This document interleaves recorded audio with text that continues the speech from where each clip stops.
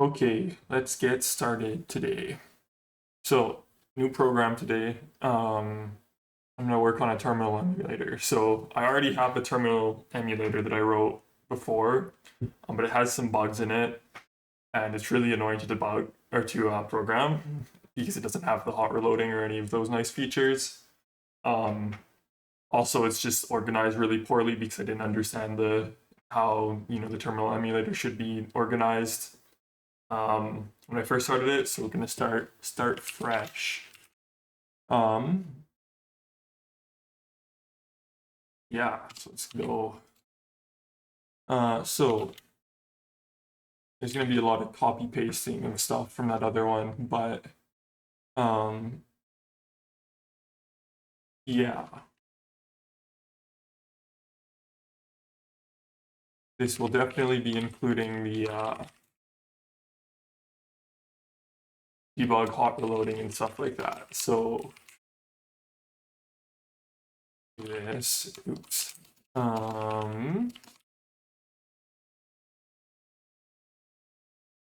And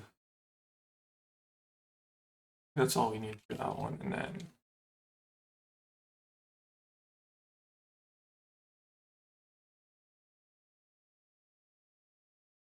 so let us begin here. So in here, we're still gonna have a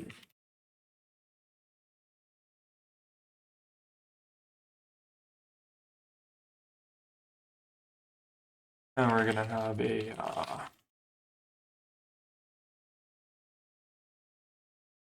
what's it called? Library name, lib name. That's gonna be // hegl.so. That's fine, I guess. And we're gonna have a. I think I'm probably gonna have a couple entry points to this. So in glfw, there's like callback functions um, for handling key input and all that good stuff. So probably also start by including some of that. Let's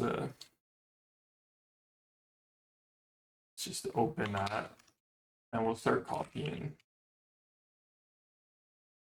I don't want to do this how I've done this here though. We're gonna take this one and better way of doing that. Let me just go to one of my projects that I've done that in.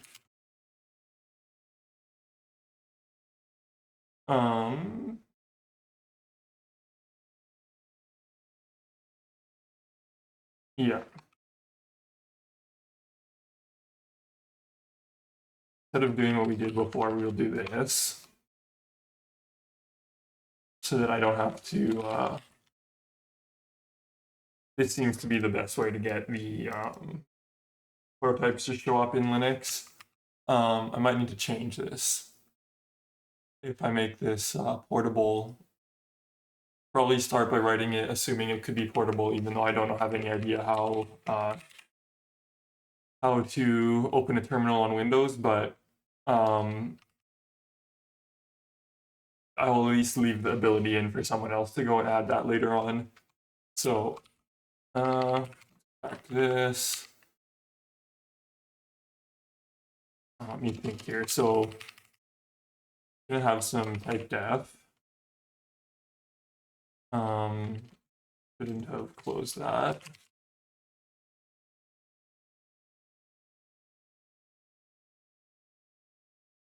I can use some references here to what I'm doing.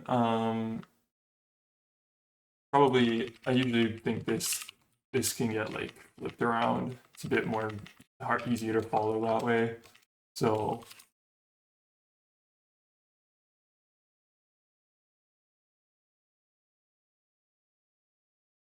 do that.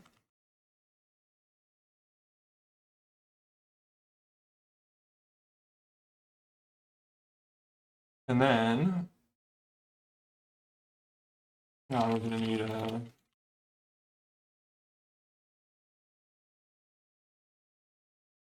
a lib handle, and we're gonna need to type def. let's call it, should the function be called VTGL? Do terminal? I don't know.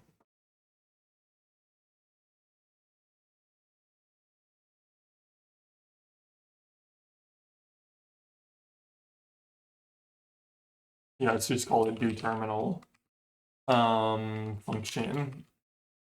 And that's gonna take a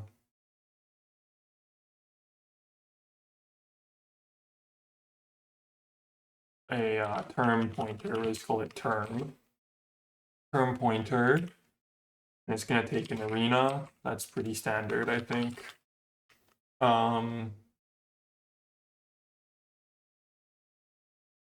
Yeah, so like the main process will hold on to the arena and the terminal.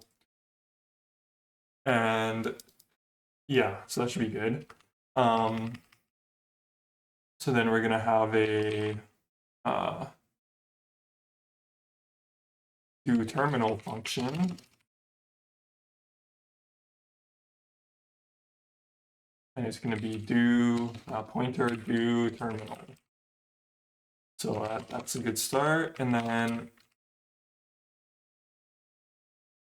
gonna have another one that's gonna be, oops, I lowercase everything, that's fine. I don't want to do that. Let me fix that. Okay. We're gonna have a init callbacks.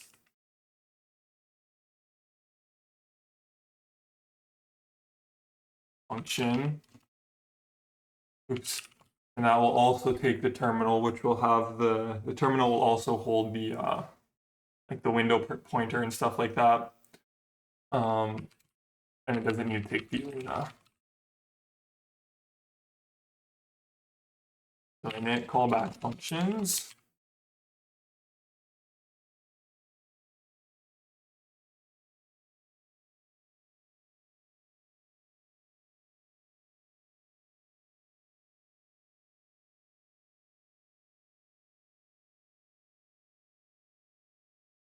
Then we'll do our standard thing here where we're gonna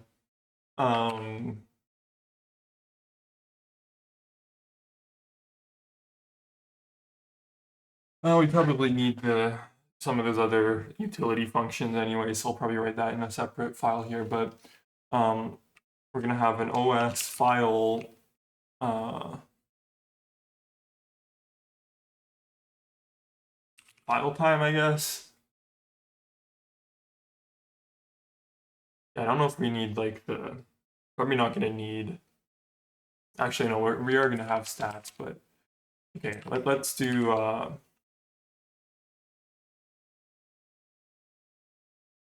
so first of all, we need like a static. I'm gonna be a little wasteful. We'll have an OS file stats type.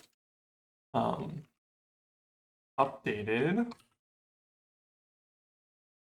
And a new one called test. Okay.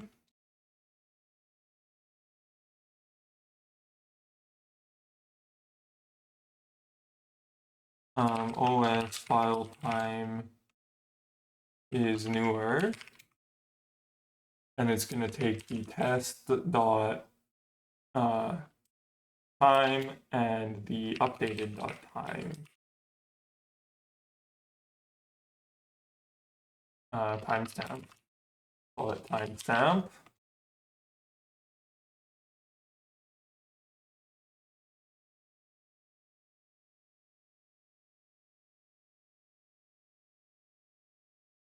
If that's been updated, we are going to updated equals test.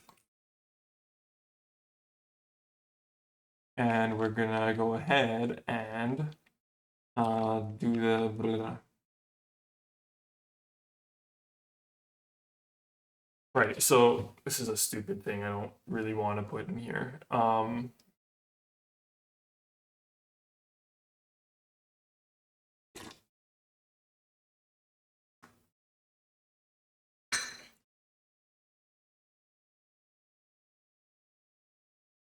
So there's like this stupid race condition on some you want to say operating systems. In glibc specifically, there seems to be a race condition um, where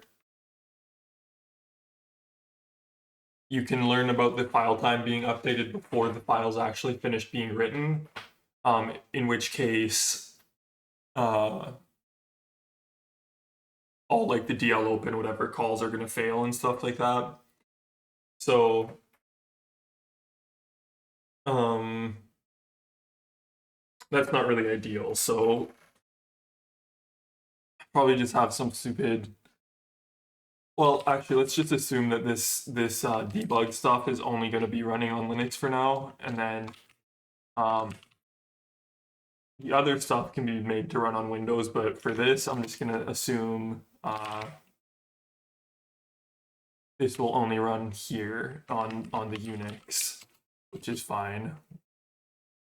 And then we're going to do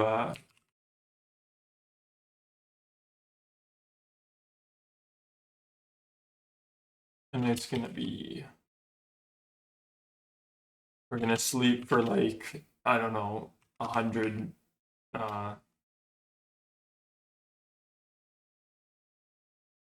100 milliseconds. So it's kind of sucky, but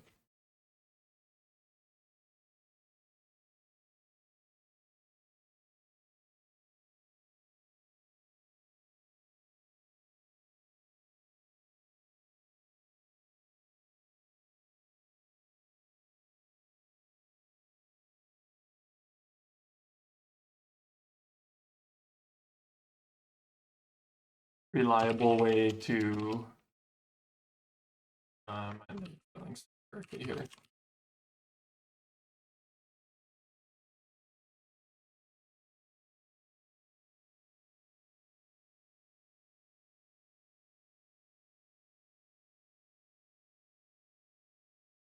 And also I'd like to set CC 100, and I should just do that.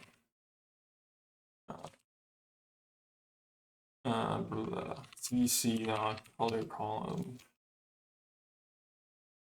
Okay. And then what are we gonna do here? So we're just gonna do a stupid nano sleep.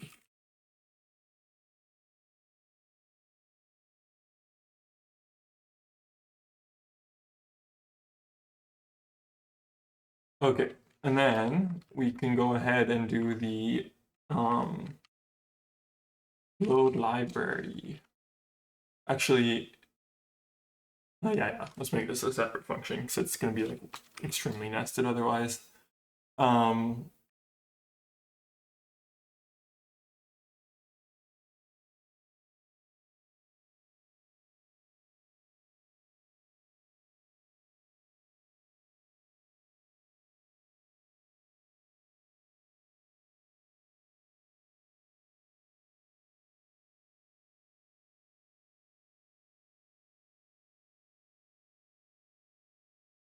um,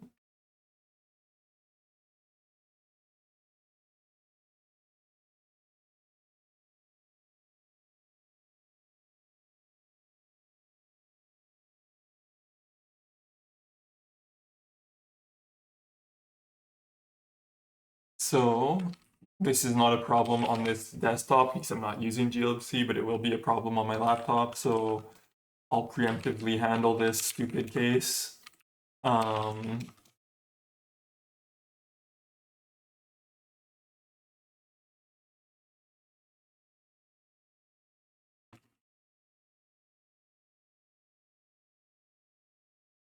We'll do the binding now, and it will be bound to local. It doesn't matter at all because there's no yeah, there's no like sub processes that need to care about this. So if the lib handle fails, do I want to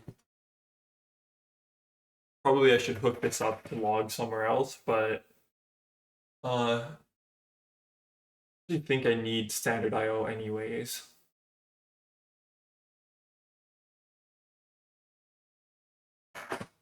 I don't think I need standard IO actually, normally. We'll see. We'll see if this is needed. Um, for now, I'll put it here.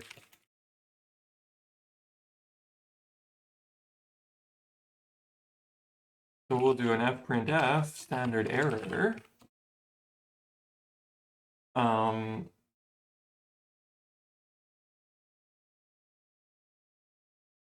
DL open, and we'll grab that error.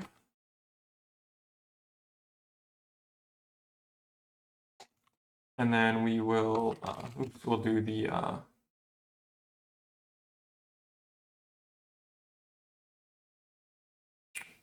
I'll just do it this way, it's fine. Do terminal is equal to DL sim handle do terminal.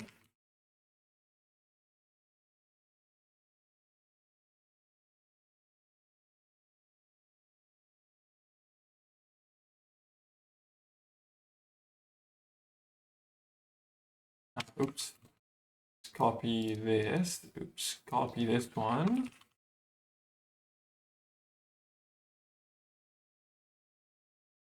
Copy this for the other function.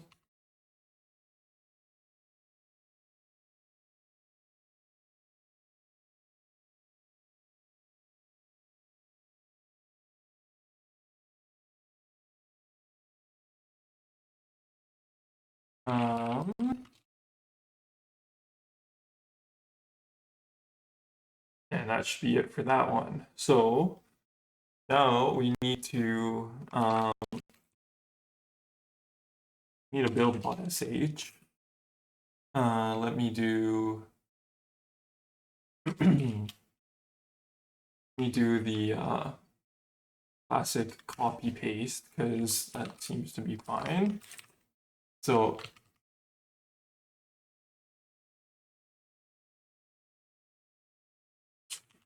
don't need that. Probably I should change this to let me see here.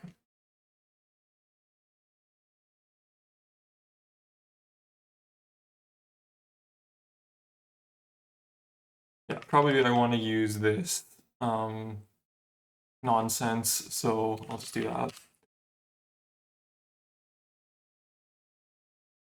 Instead, so we're gonna have this, and then don't really care about LTO. For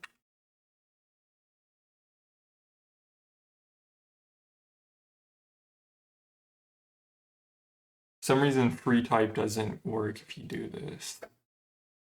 Just check. So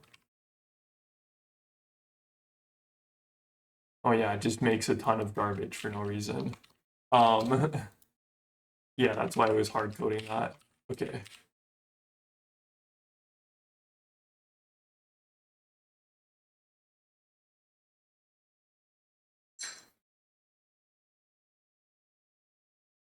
Fine, we'll keep the, don't really care about the LTO, but that's fine.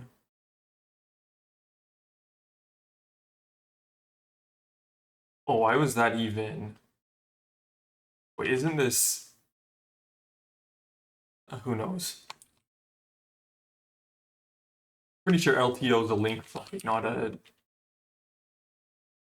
I'm not gonna set LTO at all. I don't care about LTO. Yeah, let's do this. For now, even though I probably don't need that.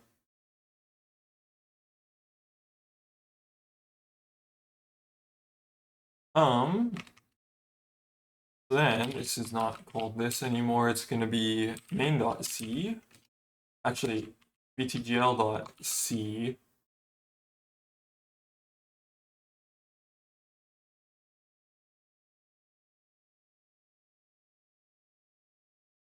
Okay, so that's going good. So then if we do this, we're going to get some need to mod this.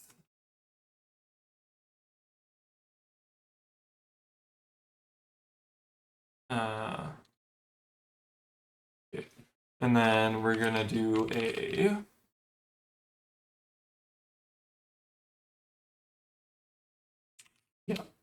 So, of course, we're gonna get a lot of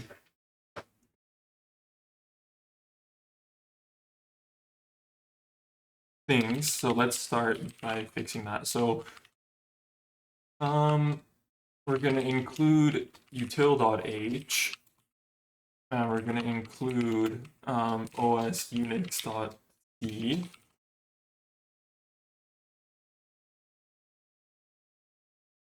What am I doing? So in util.h, we will define, first of all, we're going to include standard int.h and standard def.h. And I'm preemptively going to do this.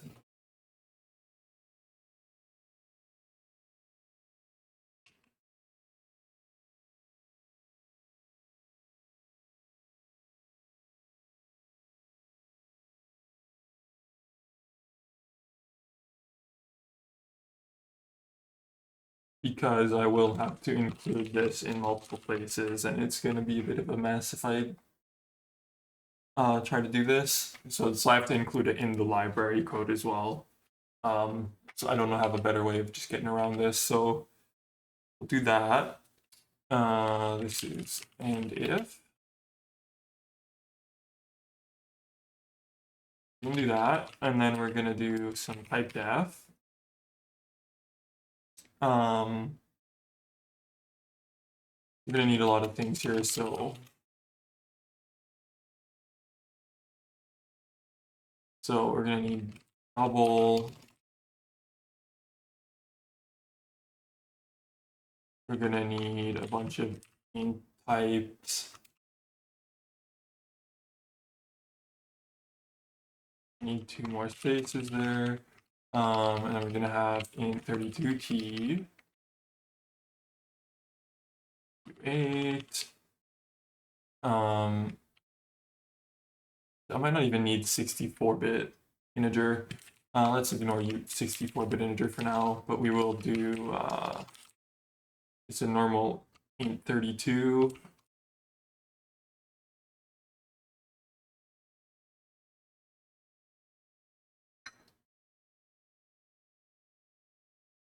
Okay, and then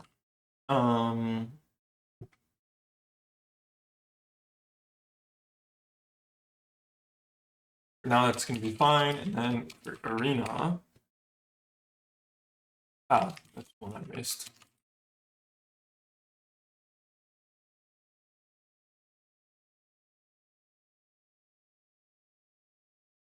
Signed size is a necessary, so that is what we want.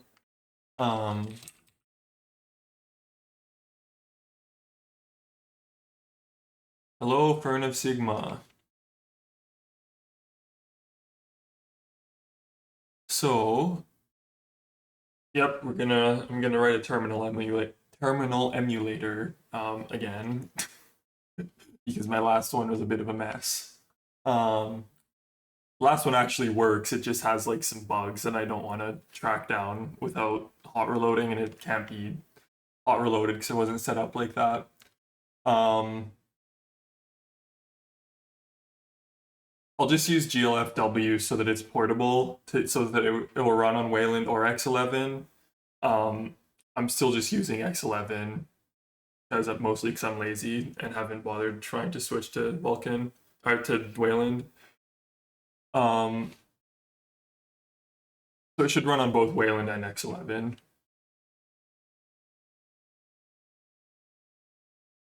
What am I thinking here? Sorry, since I took arena, we need to define an arena. And the arena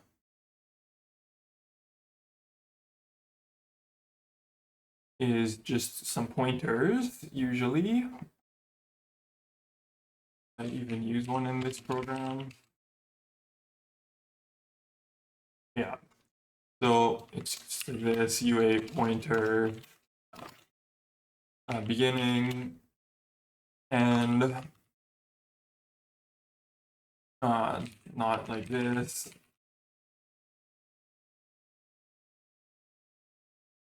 Oops. Okay, so there's an arena. So we got that one, and then you're gonna have some sort of struct terminal here going on as well.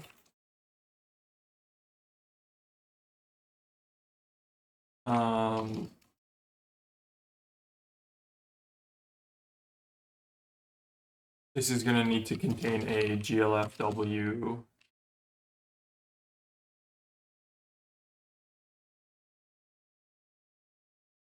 I'm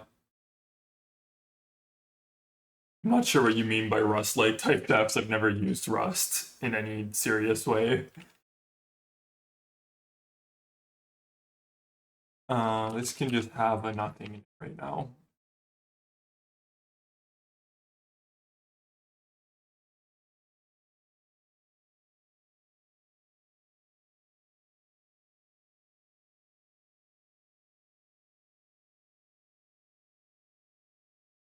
You mean like F30, like these types, like I32, U32, stuff like that? That's how like the Linux kernel does it as well, because this is yeah. This is way better than this, which is also way better than int because you don't know how big int is, which is really annoying.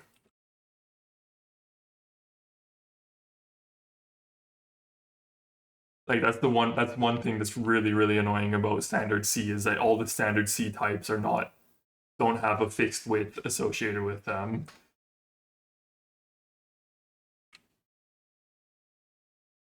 I see. I see. Um, I don't think unsigned size is really useful in practice. Um, so like this is already like a 60, this is already a 64-bit type. So you really don't need 64 bits of size. Like I don't see any reason why you would ever have a like 2 exabyte anything. It doesn't make any sense. Um, oh, I see. Yeah, that's possible, I guess. Yeah. Um, okay. So does this compile yet? No. We have to write the Unix stuff. So also I don't even have a main function, so of course this won't even compile.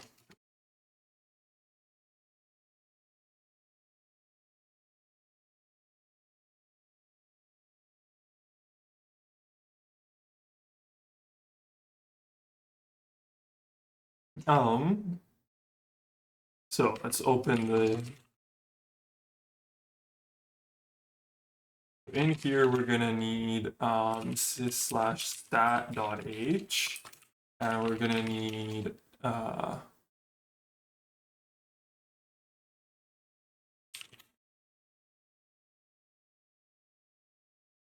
bigger so people can read what's going on here. Stat. So it's just that, but that's not the only thing I just need. Yeah, I need this. Also, I'm gonna need that anyway, so that's fine. And then we're gonna define which.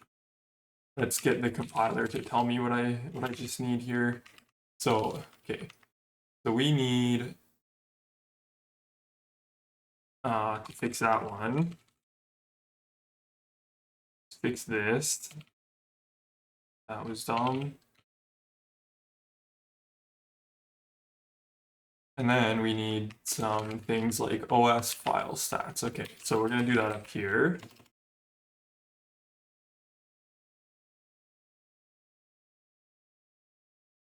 OS file stats. And here we're gonna have a struct time spec. Actually, we're gonna do this differently.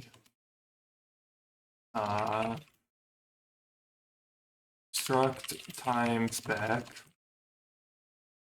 OS file time.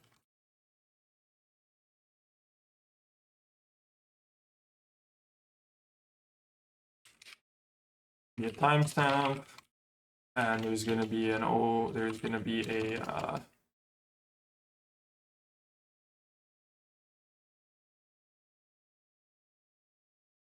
file size.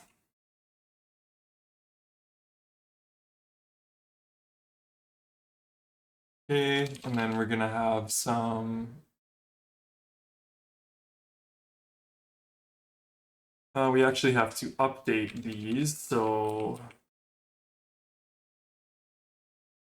OS file stats test equals OS get file stats lib name.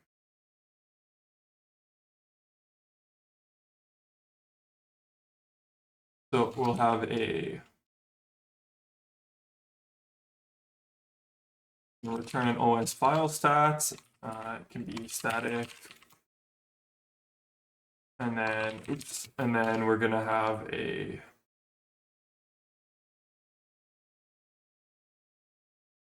what was that?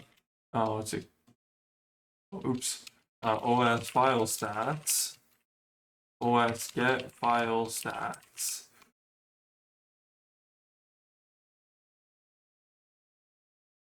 Sure, I'll put the extra underscore.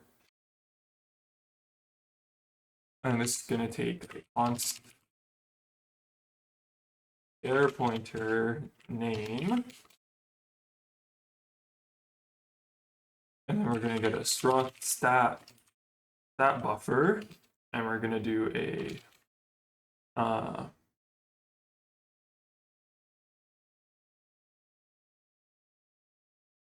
what's it called? Make this 0 to begin with. And then we're gonna do name and speed.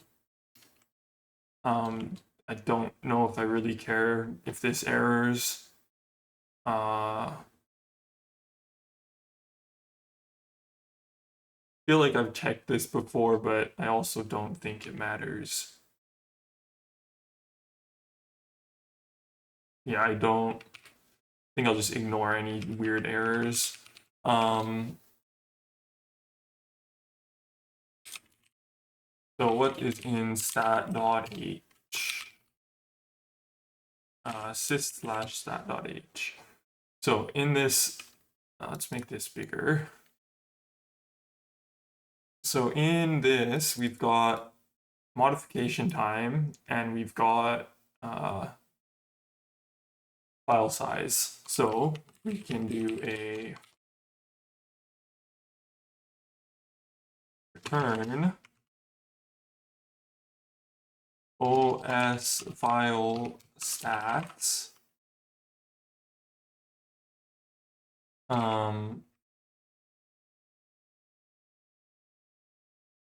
Timestamp is gonna equal STM time.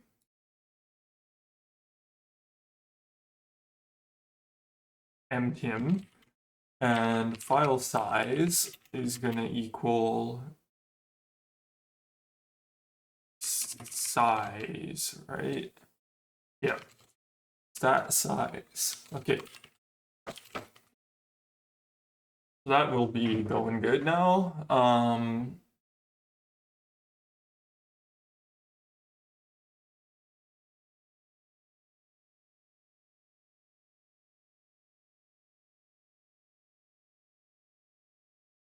Don't have that type.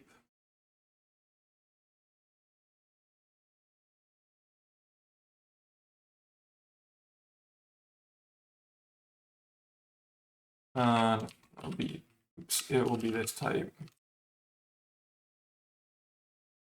Bool 32.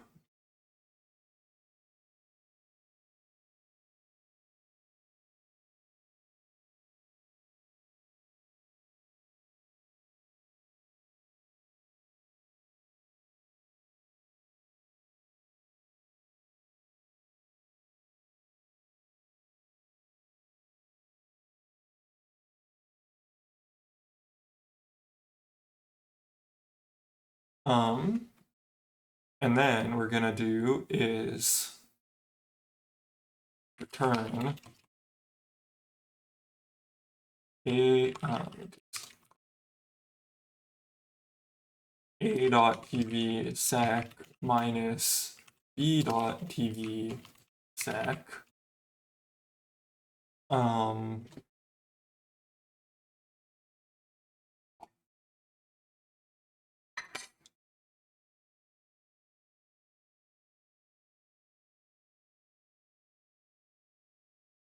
Yeah, a dot tv nsec minus b dot tv nsec. Okay. Except I called it the wrong thing somewhere here.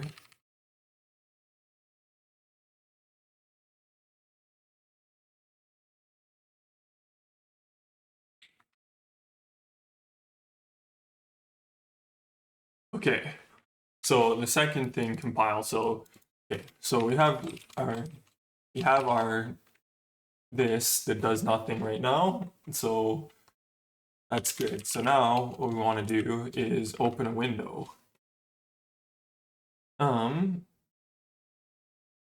To do that, I'm probably gonna open my old code and copy some of that. I think there is like okay. So yeah, there's like a ton of stuff here that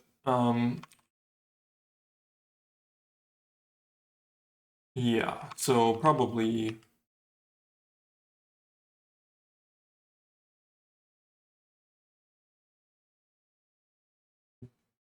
oh yeah, so there's going to be like an init callbacks function that we will call in the vtgl.c.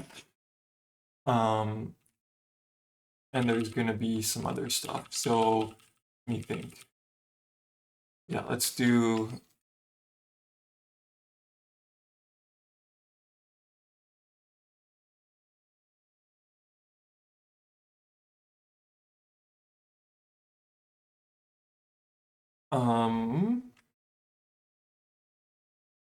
don't really need that. Let's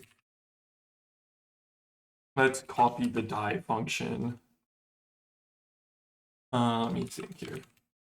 Okay, let's open util.c.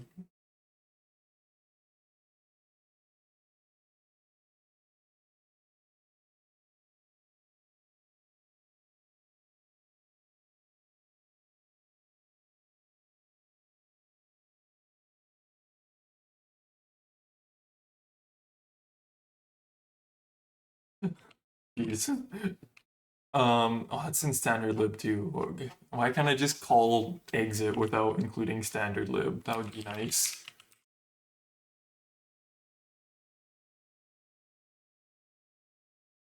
Well, so be it. um,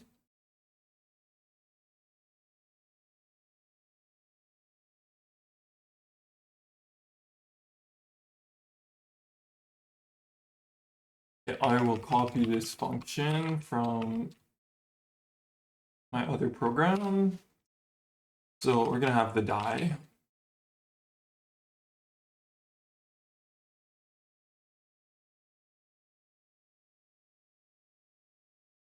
And then here I'm gonna do the something that will annoy most people, but I'm gonna do it anyways. And we're gonna pound include util.c.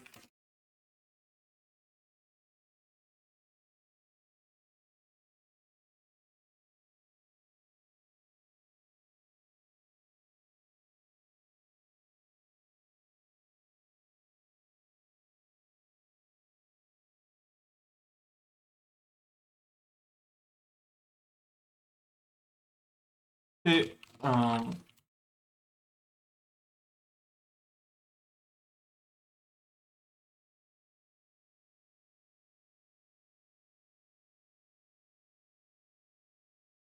I think we need to have a window before we go ahead and start setting a bunch of callbacks, but I could be wrong.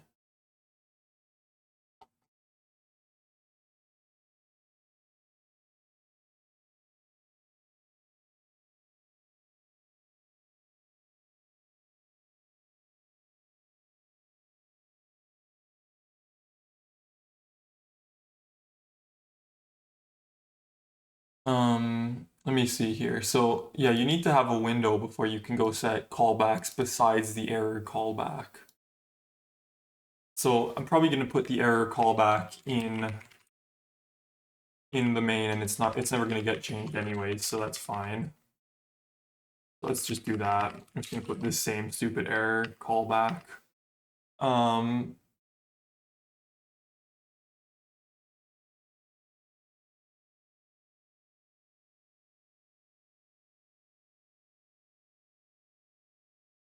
so that's good. Next,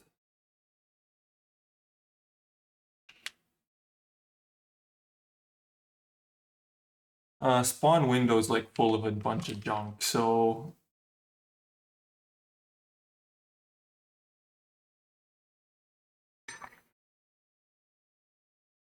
also, do we need a shader to do anything at all? Probably. That's a bit annoying.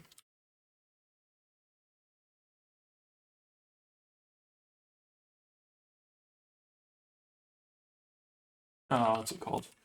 No.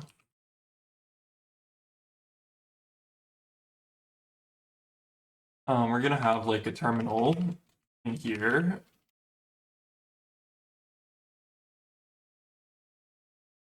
And it's gonna be initialized to 0.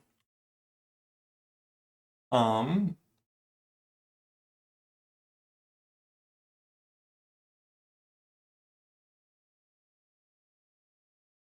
okay, so spawn window has a bunch of garbage in it that's like really annoying. Um,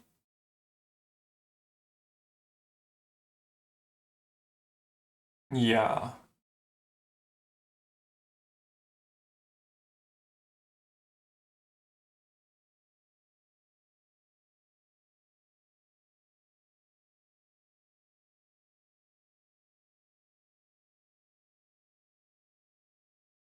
Well, sure. I think it'll probably just have to do. So you'll do that. Um,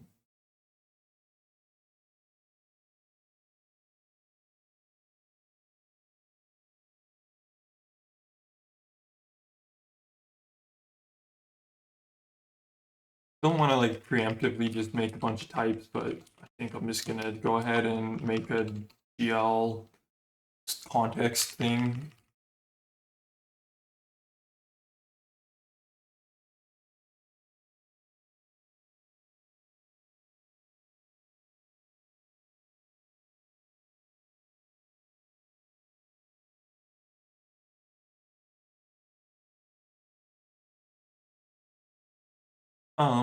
So in here we're gonna have some stuff like the GLFW window,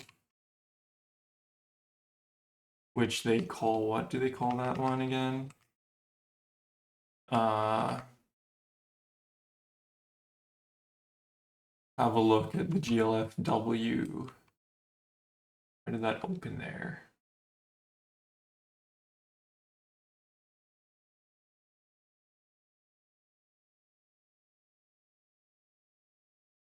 It's just like a GLFW. Oops, I just do GLFW window pointer win. And then we're gonna have in here we'll probably store some stuff like the height and what did I do here? I don't think the type's here. There's a bunch of garbage here that I did actually. Okay.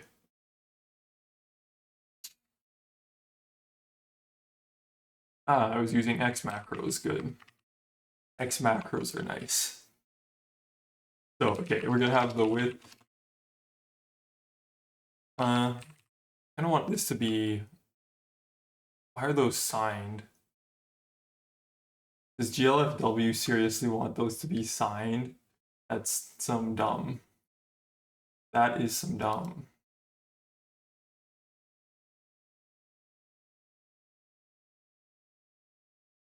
Which function was that?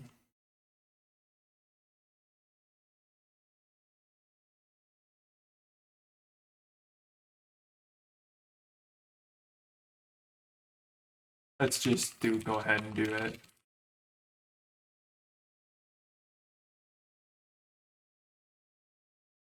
I know I said I wasn't gonna do this, but I'm gonna do it. IV2. It's gonna be a union, not a that. And it's gonna be a struct I32 xy,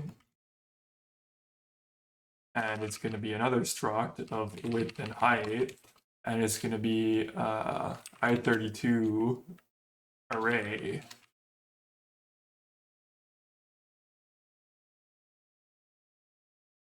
Capital or not capital, I don't know.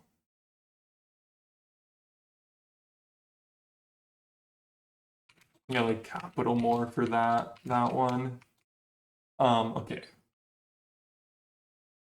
Then we're gonna have an IV2 window size.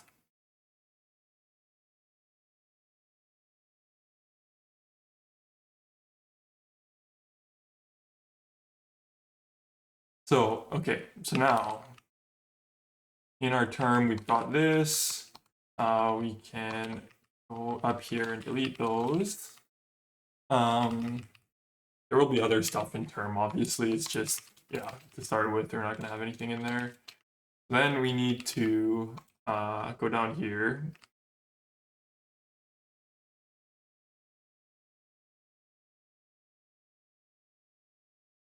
For now, I'm just going to, well, actually, there's like an argument to make so I can get rid of some of these stupid useless variables and not have them stick around the whole time the program's running. Because, yeah, keeping the monitor around is kind of pointless.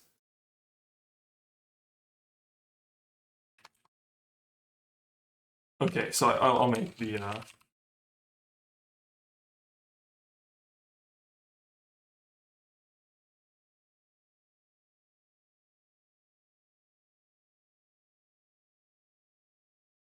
maybe this should just whole thing just be a init window.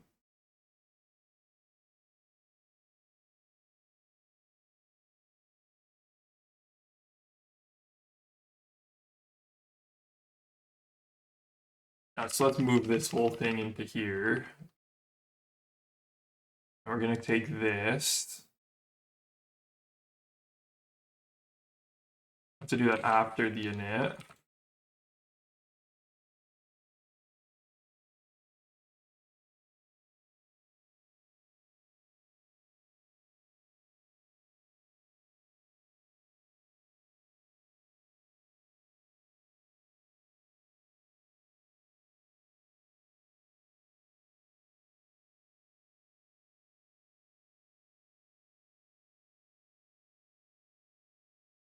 And then we're gonna do this whole garbage.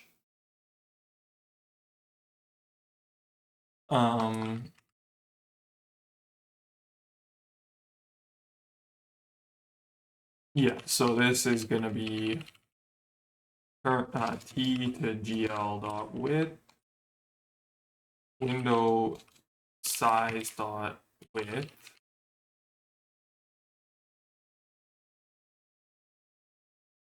Let me just see here.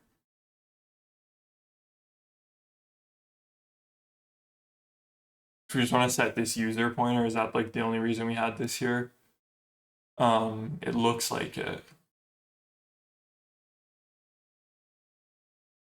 Okay. That's fine.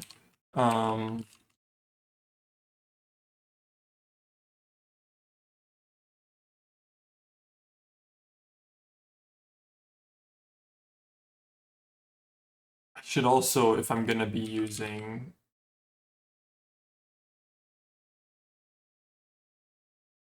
yeah, let's just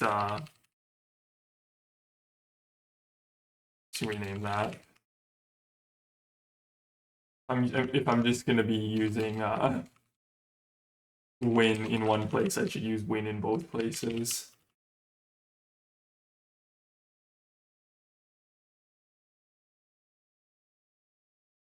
Okay, so that's all that garbage, and then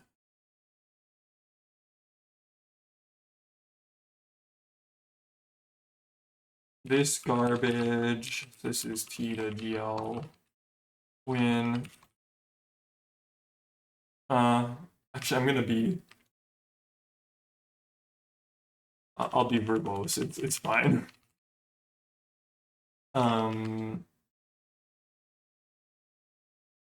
Yeah, I'll be verbose.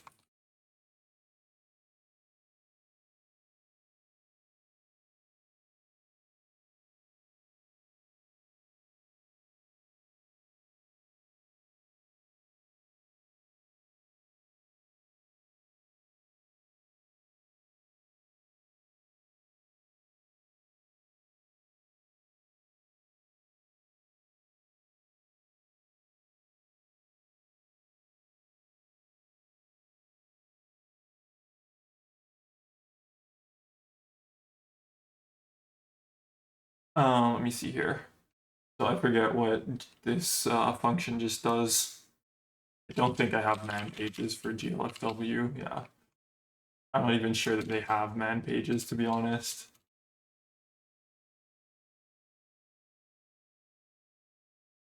It looks like it's just a bunch of garbage. So it has like a monitor pointer and a share pointer. I'm not sure what the share pointer is for, so I don't really care about that.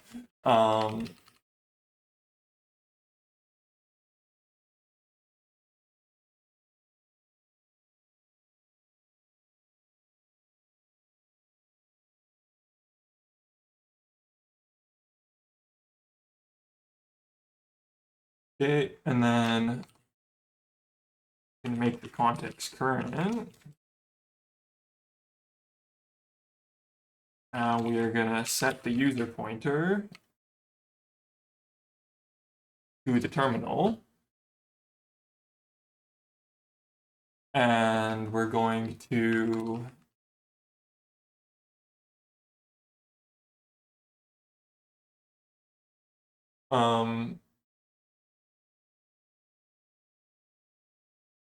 swap interval not needed because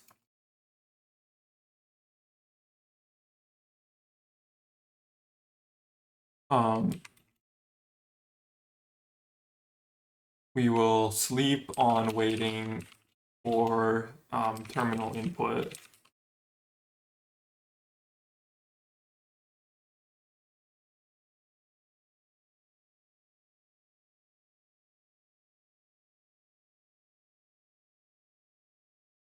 So for now, we'll just enable it, just so that it's not just doing a bunch of stupid laggy stuff. But long term, we will not be enabling it because it is completely pointless. Let me just see something here. Okay. So Twitch doesn't seem okay. I'll have to go back to this constant bitrate encoding for Twitch, but that's fine.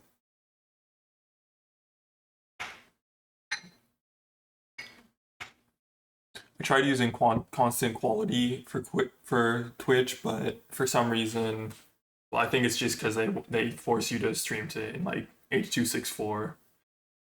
It's like kind of crappy. So yeah. So we'll set swap interval for now, and then we're going to.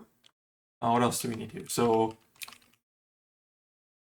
don't think we actually need to do this junk yet. This is all GL stuff. I'll have to do this obviously, but I don't need to do that right now. And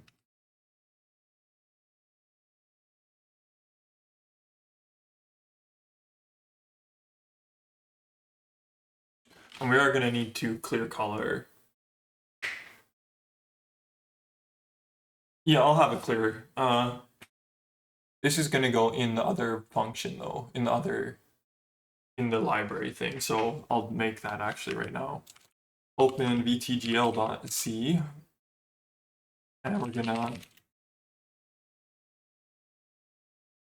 we'll need the util stuff, and we're gonna have this, and then we're gonna have a function called doTerminal, That's going to take the term pointer t and the arena.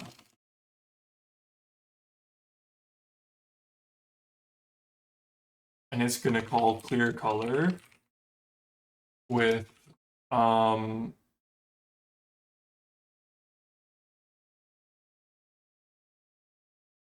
going to change this to take a vector 4 color.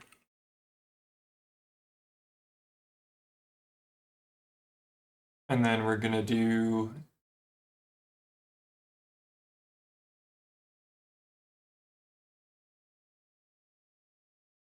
actually,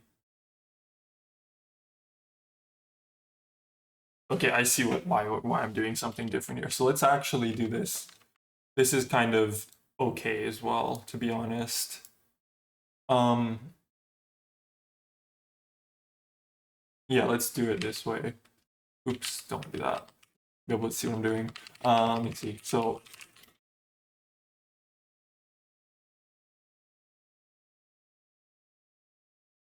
normalized color, and it's going to take a U32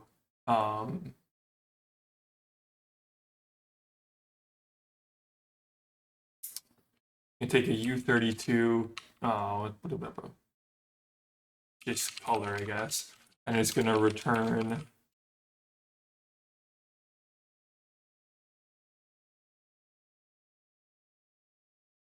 let me think here.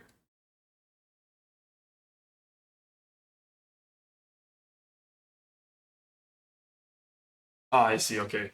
Yeah, let's actually switch this around. So the color type kind of makes sense, to be honest. And I'll show you why. I will show you why. So let's just let me just go here and go to util and go to color. Where is color even? Where did I even define colors?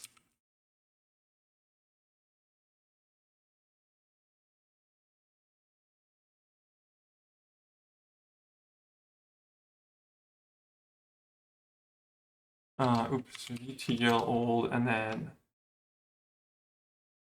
oh right, there was two different headers for some stupid reason. Right, so color here, this. So yeah, you can actually, this is a very good use of stuff. So let's just do this, and we're gonna add this. Because the terminal needs, the terminal colors are all gonna be like integer or whatever, when they come in. So when you like use like the terminal escapes to set a color, they're gonna be integers. So I'm gonna want this sort of stupid integer color type. What happened there? Okay, so now the reason it's just called this is because I'll even put a note here. This assumes little endian. So yeah, so if you want RGBA as an integer, the actual layout in memory is going to be ABGR, because little endian puts the least significant bits first. Yeah. So we'll add that. And then we're still gonna have the let's close this and open util again. We're still gonna have the vector 4 type. That is kind of useful. The v4. Oops. And this is gonna be x, y, z, w, and r, g, b, a.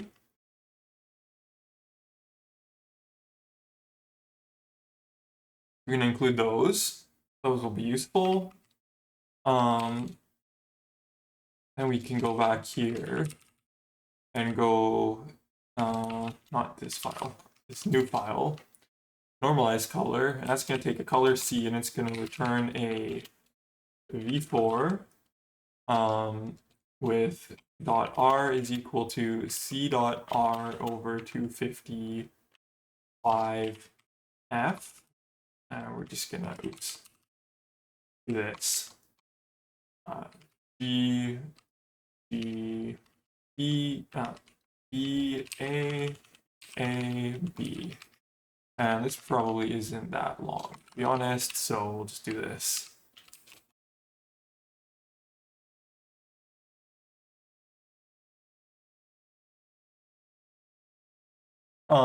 And for now, we're going to hard code this, I think. We're going to hard code this color. Let's do this way. Clear color is going to equal normalized color. And we're going to pass in a literal. And the literal is going to be dot r equals, we'll just go for like something gray. So, I don't know, 20, 20, 20. And dot A is going to equal 255.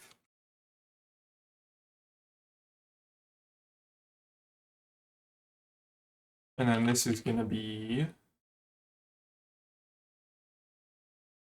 cc.r, cc.b, cc.g, and cc.a.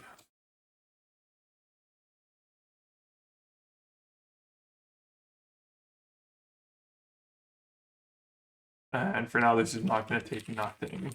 But in the future, it's going to probably be taking something. So we're just going to do this. Let me see. So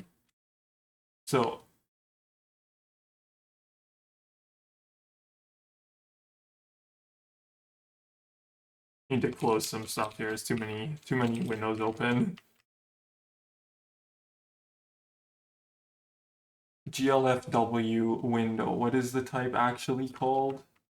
GLFW. Oh, it is called GLFW window. I think I just. Oh, right. I need to copy this stuff into vtgl.c as well.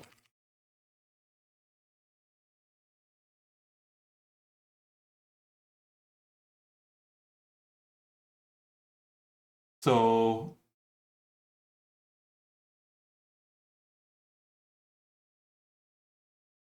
that answers my question about needing standard I/O.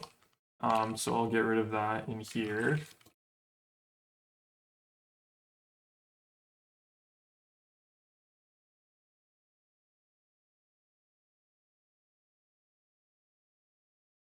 That's a warning I don't care about. That's a problem.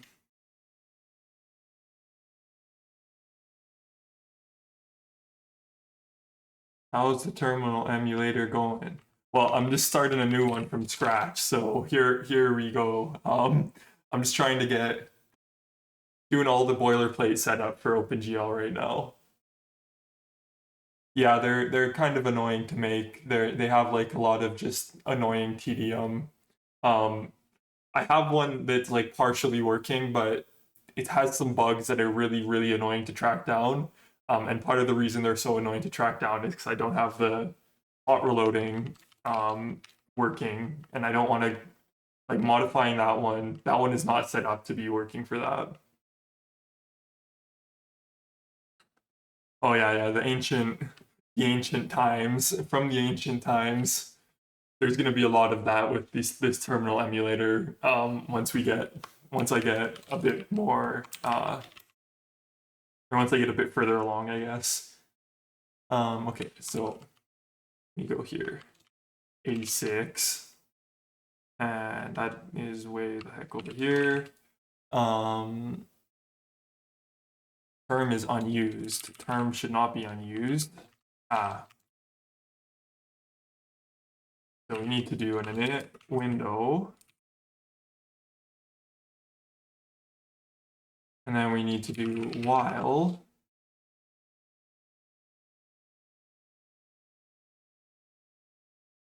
Yes. But the thing is that all of my code is usually what do I call it? I usually use like a Unity build, so everything can just be declared static and it will all just show up, except for this, because this is what I'm using for the hot reloading. I should actually add a macro here and open the util.h. And here we're going to do if def debug.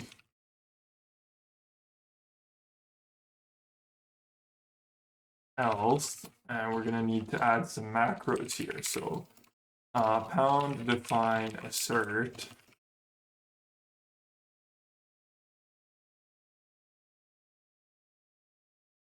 If not C, I'm going to go for this one.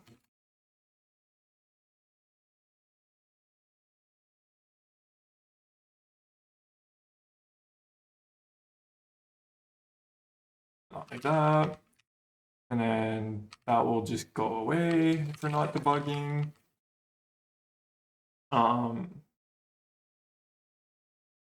Debug export. And debug export can be static in that case. Okay. Yeah. So, okay, I need to finish typing what I was typing here in main. So while, let's see, glfw window should close. Okay, here we go. Just copy paste this from the wiki. So this is going to be term.gl.window.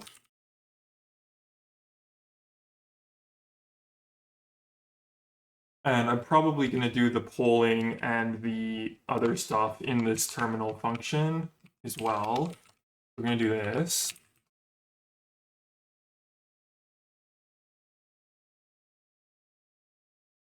Polling can go first, it doesn't really matter.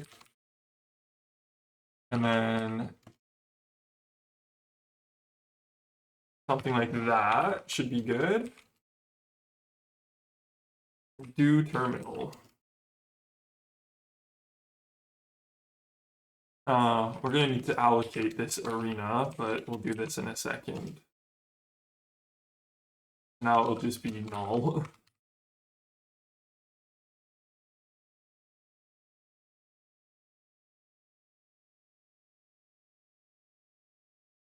And term, and then memory.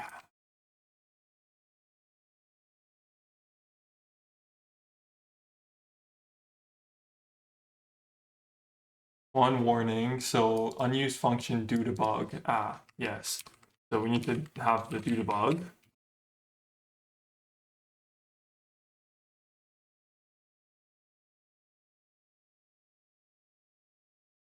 And now, okay, good. So now we should be able to get the window up.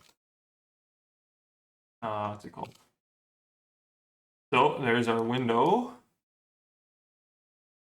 Yeah, that function is not defined yet. So we've got our window with our cleared buffer. And just me have a move around some stuff here. I can do that. And then we can do this. So it doesn't really matter right now how big this window is. So we can just verify that the hot reloading is working by going to here and changing the color to magenta. The order is wrong. What did I do wrong there? Why is the RGBA. What did I do wrong there?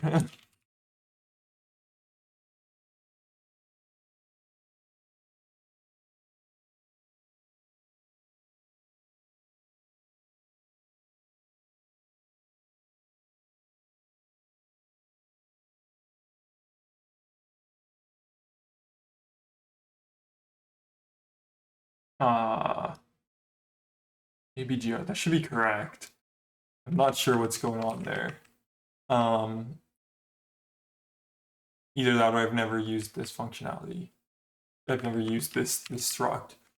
But basically when I just disabled the green, it looks like the blue went away. RGB. Am I like wrong? Like, is it?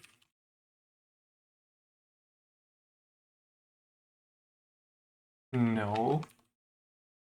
That was the wrong one. Why is this? I have the UA, right? Yeah. I'm not sure why that's wrong, to be honest. I can do the, let me just try this. I'm gonna out this line, and we'll just do the hard-coded thing. So the RGBA equals 0x.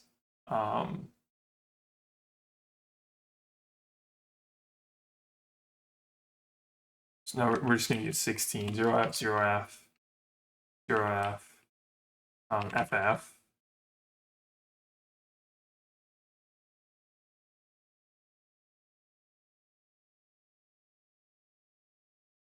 Then if we get rid of the red,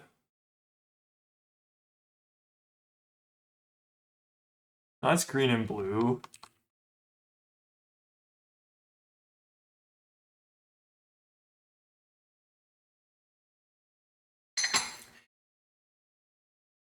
Let me. I should also be launching this through a debugger anyways. So let's go back to this. Do that. Close that. Do this. Let me close this. Oh, I'm not handling the. Okay. I need to also handle the. I need to write the init callbacks thing. So I can actually close the window. Anyways, let me just from the color picker, let's move this in here. We'll do a set sid.f. You have to ETGL, move that over, run, pop that up, and then I'm gonna go into this, and I'm gonna put a breakpoint here, and should be broken, yeah. So in the broken, and then the we have to continue first. Okay, so now we're in the broken. So in the normalized color, we have got this visible on the stream. Yeah. So we have got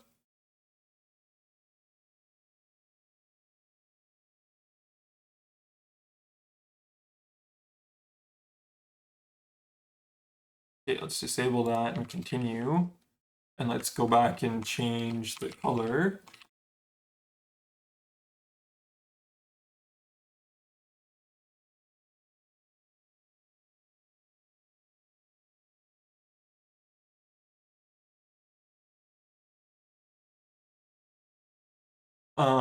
And we're gonna disable the green. And we're gonna go back here. That looks like it's disabling the blue, but I could be wrong. Because red and blue is not this. I'm gonna set this break. Cool if. Also, why is that?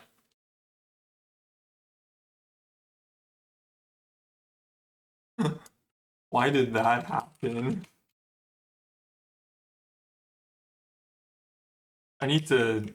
I wish GL. Oh, I see. Yeah, I really wish that GF2 was not broken. Like, no, did not kill the thing. Okay, here we go. Wait, is that still running? Why?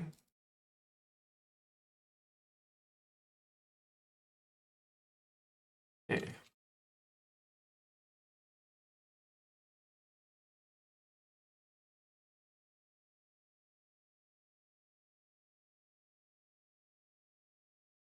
So let's go back into here. Continue locals. Okay, so I mean, I guess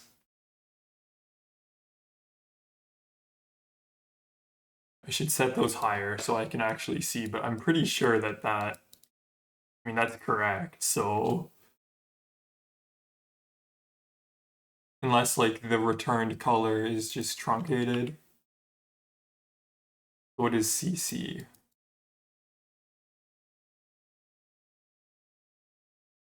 No, that looks correct. So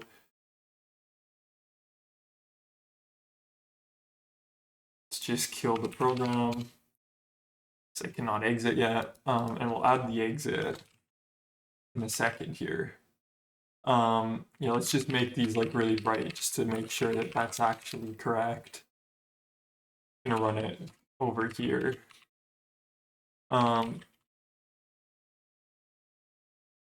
No, why is that giving me yellow? Did I like screw up the order? Yeah, I did. Good, that makes sense. That's what I was expecting. Okay. We'll go back to R0, F0, F0, F. And we need to quickly write this init callbacks function before we continue here. So I'll go back to this. It's more readable.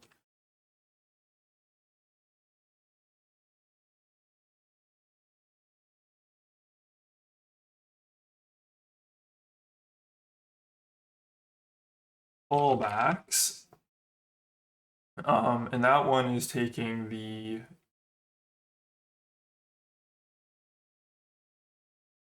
I think it only needs like the GL context pointer, to be honest.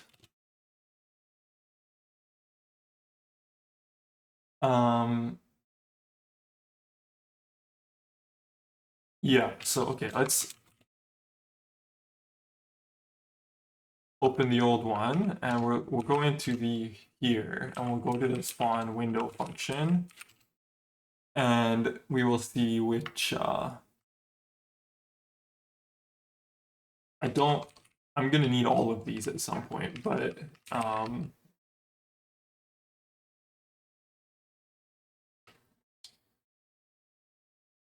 yeah, so let's go in here and do GL context bot.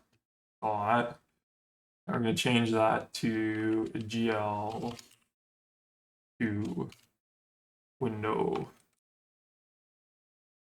Okay, so let me see here.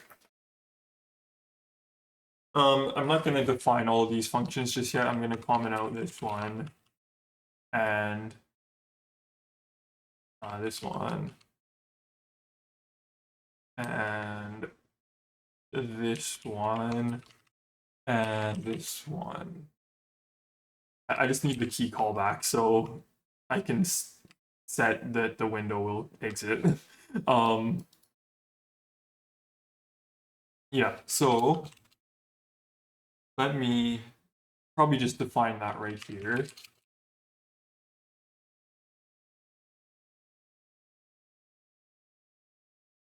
So let's go to the wiki here and see what the key callback function should just take. Go up.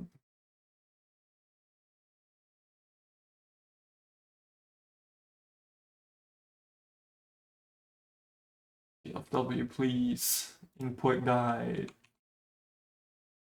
Key callback. The key callback is gonna have a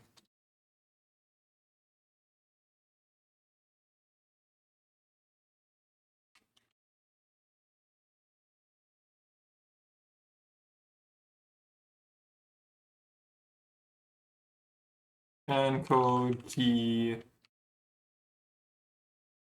action and a modifier. Okay, and then we're just gonna do for now if key equals glfw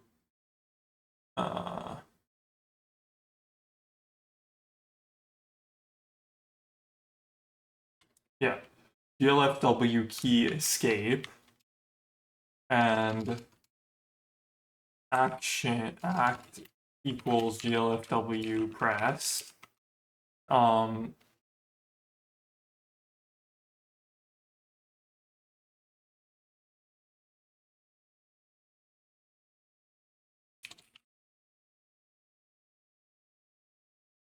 Yes, this one. So we need this. So glfw set window should close. W and true.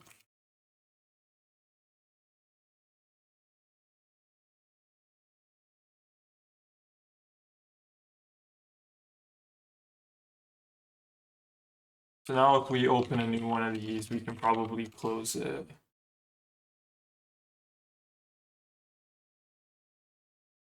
Or not.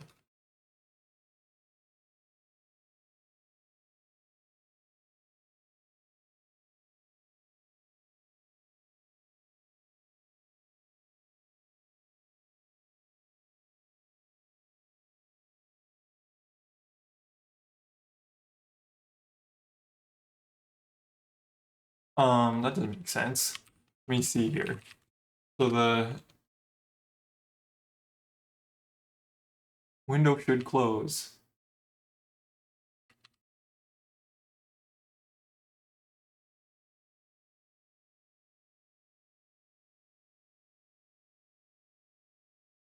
Huh, why is that not working? I'm pretty sure that I even have this same exact code in the...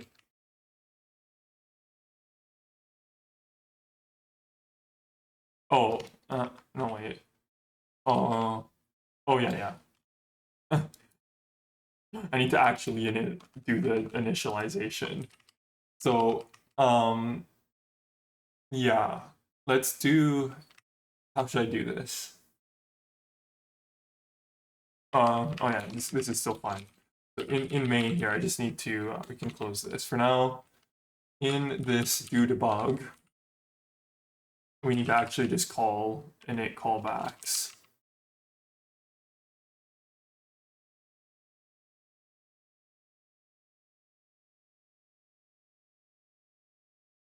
And it just needs like the GL context.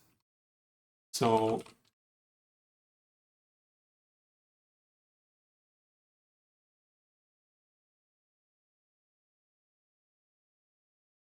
let me actually do it this way.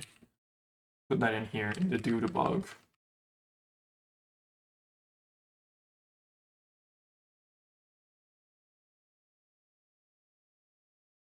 Only if it's updated.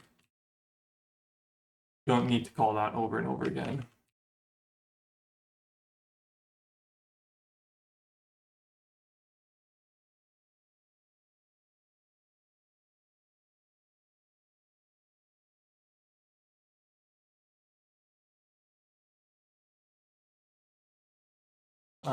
Oops.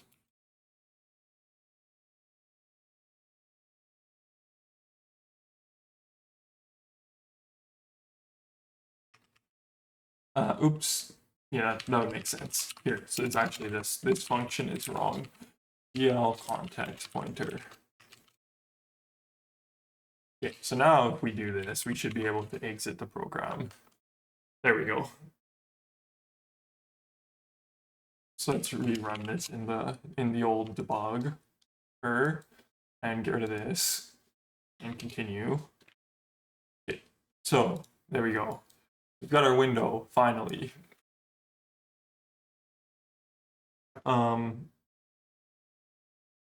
Opening a window in OpenGL can be quite the tedious. So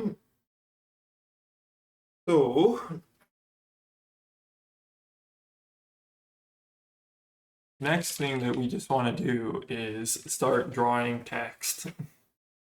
And also, like, just for debug purposes, we're going to want to be able to draw text. So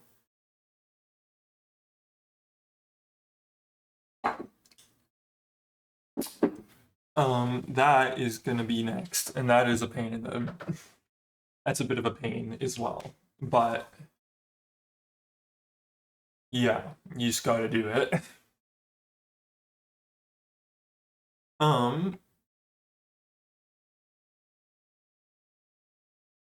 Possibly I should just do a commit here and commit all this nonsense.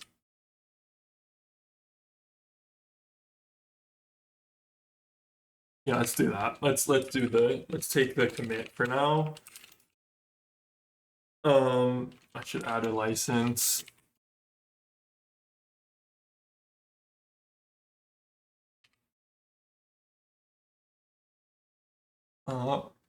Excuse me, that looks good.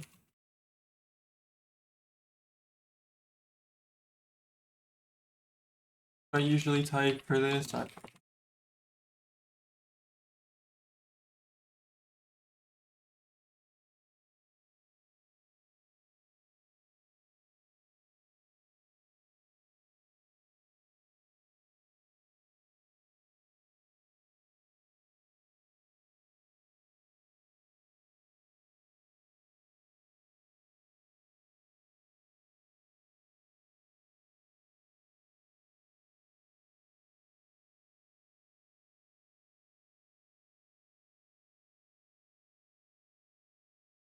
Um,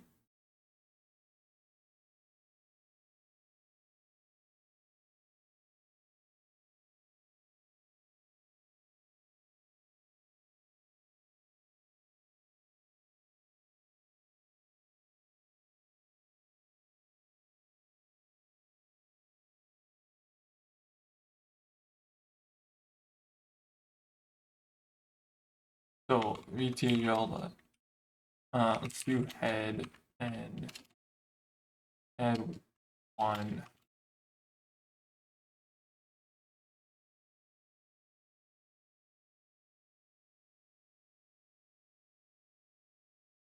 Looks good to me.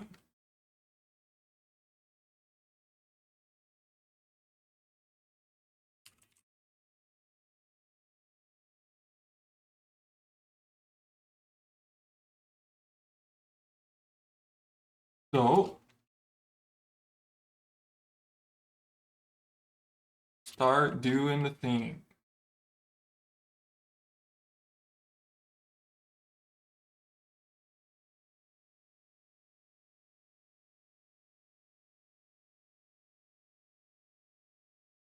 $284 lines. That's what it takes to get a stupid window open with debug reloading.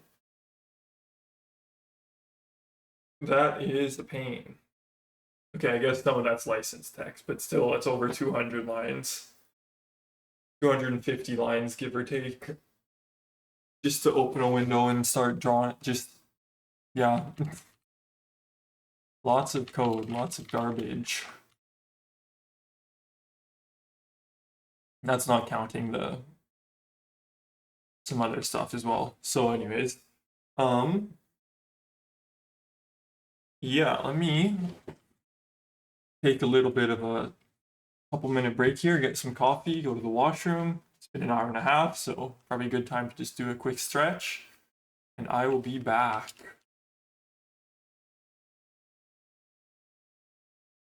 I doubt it'll be a 5-minute break, but let's just say 5-minute break.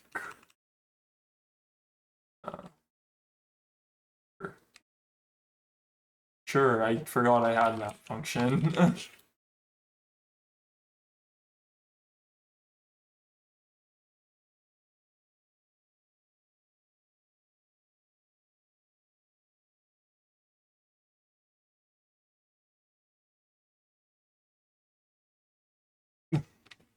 Sure, why not? What's the other? I think there's like another key I had for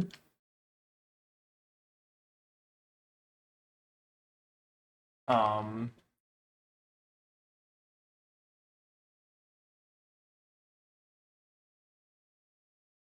I don't remember what the keybind is.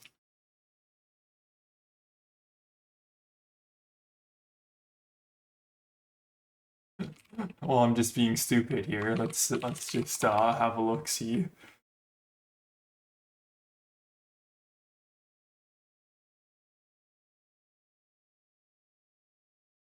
X11 terms ST. I'm gonna be very happy to get rid of this. So it says term mod, so Control Shift H and L. Yeah, there we go. Cool.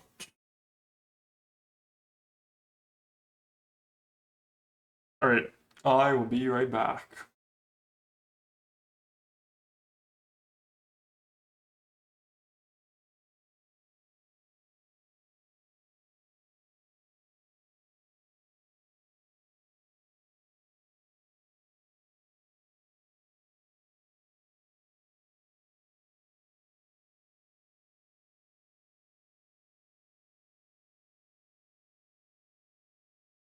Okay, let me close this and open a new one of them. So yeah, so to draw text, we have to do a lot of nonsense. So first of all, we need to start by just setting up the proper GL render pipeline, whatever garbage, so that we can just draw rectangles on the screen. And once we can draw a rectangle, then we can draw a textured rectangle, which is what text is. So let's start by just going to the. Let's try to do the draw rect. We're just gonna have a draw rect function, and we're just gonna do the same thing that Raylib basically does, and I'm sure like everyone just does, where you basically just set a single rectangle on the GPU, and then the way you just go and draw that is by changing like the transformation matrix and stuff that you want to get used for those. So to start, first we need to actually set up the stupid whole read shader, blah blah blah, draw shader, all that junk. And we'd like to have hot shader reloading as well. So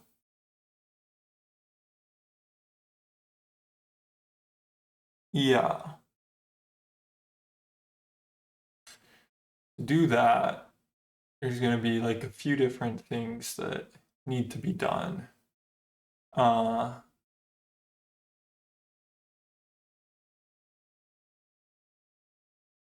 Well, only way to do it is to start doing it. So in init window, we need to do some stuff here. We need to actually, let's go back to that old file and have a look. Some of the stuff there is going to be kept, some of it is not being kept, but let me see. oops. So we want to go here and we want quick going to that function here. So, and then we have some other function called init renderer, which, well, anyways, yeah, so we're gonna have to do a bunch of stuff here. I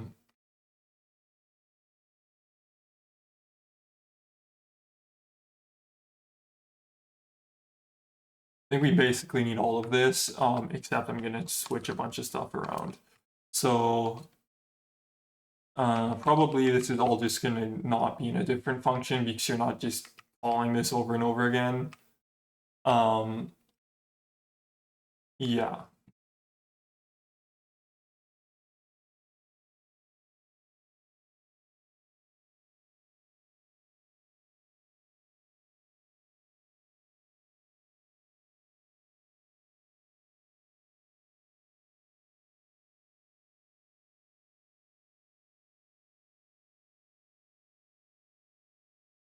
And probably I do want this GL debug message log thing that's just a bunch of garbage, but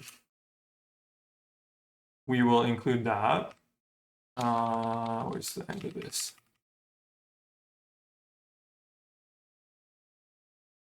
Call that GL debug logger. It's just got a load of crap, basically.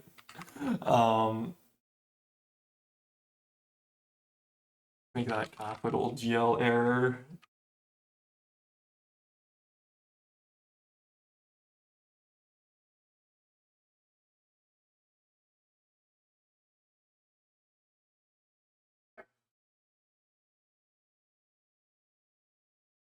Let's do this a little differently here.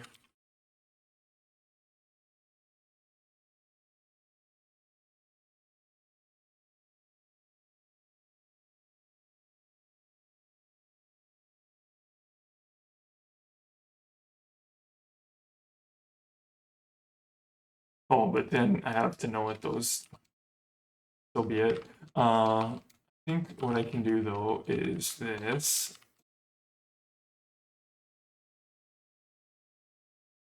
Okay. And then what I can do is line everything up.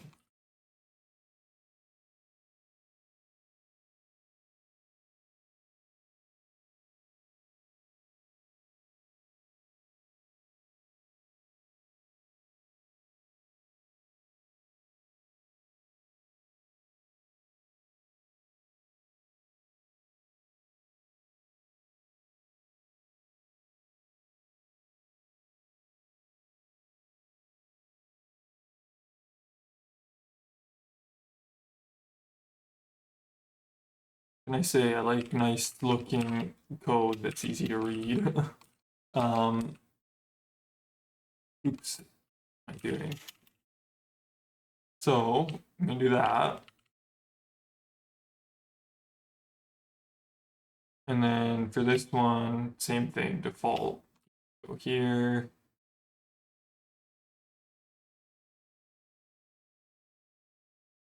Actually back. Okay.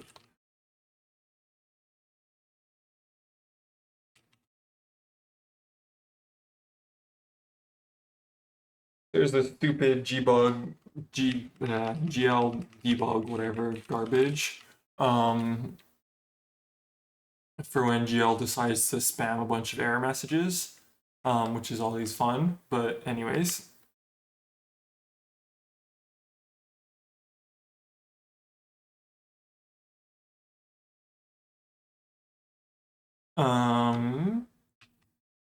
this is probably still needed.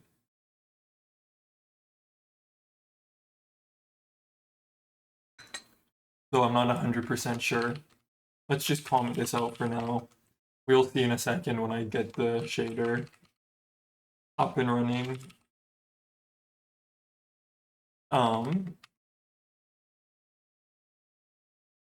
So we need to set some stuff in here. We need a U32 BAO and a VBO. So we need a vertex attrib object and a vertex buffer object. Or array buffer, vertex array buffer object, however you want to call. Or sorry. Yes. Yeah, anyways, just ignore my nonsense. Yeah. So we want to do this, and we're gonna take. We already got our GL here, so we're gonna do. Oh, what happened? So okay. So we're gonna do the T to GL dot VAO.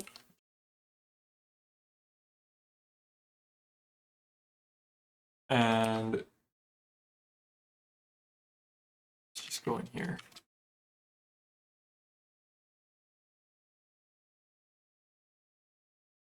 T to GL dot. Okay, so we're gonna do that.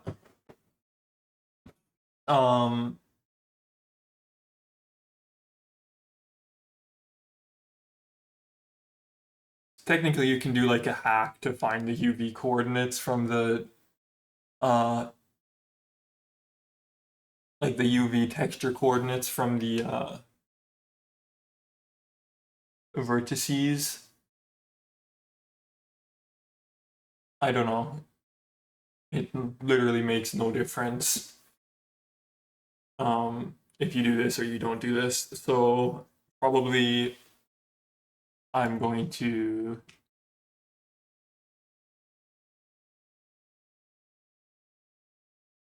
set these up how you should set them up.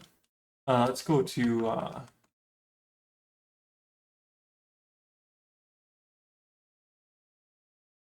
learn OpenGL and just check what the thing is because I've forgotten.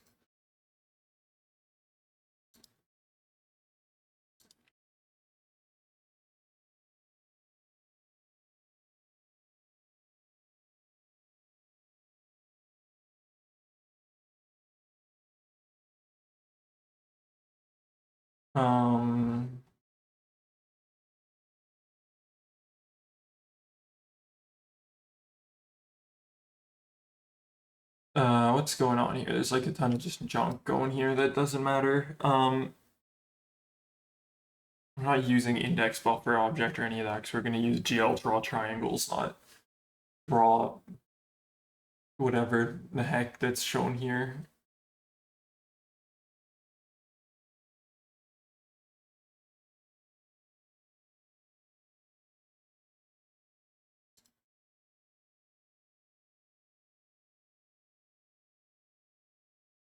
This is a bunch of junk in the shader that I don't care about for now, but on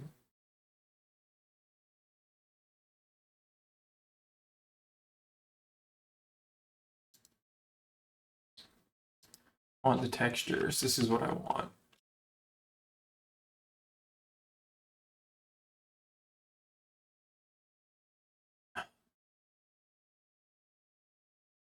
Okay, well, I'll just look at what the shader was doing because I don't want to find whatever junk was in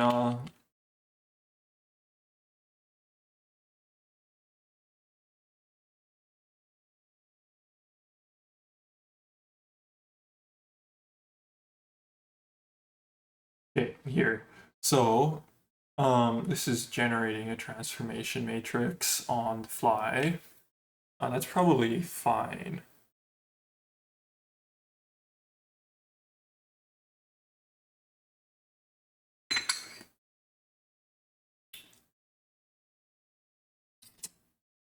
Yeah, so this is mostly just for.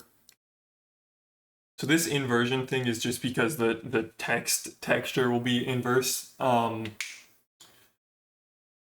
Yeah, I'll probably just do it because that's kind of necessary. So the textured coordinates are going to be 0.0 f minus, sorry, 1.0 f, 0.0 f, and then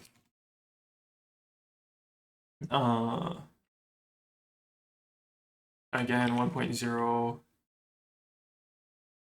sorry, 0.0, 1.0f, and then 1.0f. Wait, what?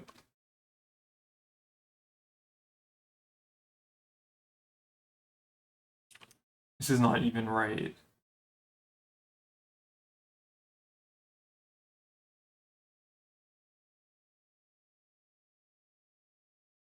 I'm a little confused here. Or whatever. We can just use the stupid hack in the shader. It doesn't really matter at all. So okay. So here, so we're gonna do enable vertex attrib array 0. And we're gonna set the pointer to take two floats. They're not normalized. They don't need to be normalized. And then some null stuff. Let me just remember what this function does. I have this. No. Of course.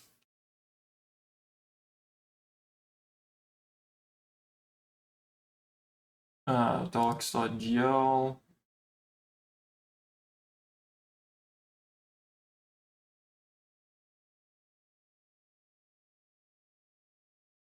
Oh, the stride and the data. No, sorry, stride and the offset to the first pointer. So yeah, both of those are just 0. We're gonna upload those vertices. We're gonna set the pixel store. We're gonna yeah, so we do need to do this as well. So we're gonna add a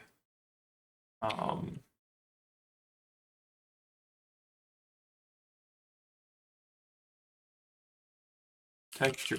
What do I want to call this? I don't really want to call it that. Let's call it U32 font glyph texture.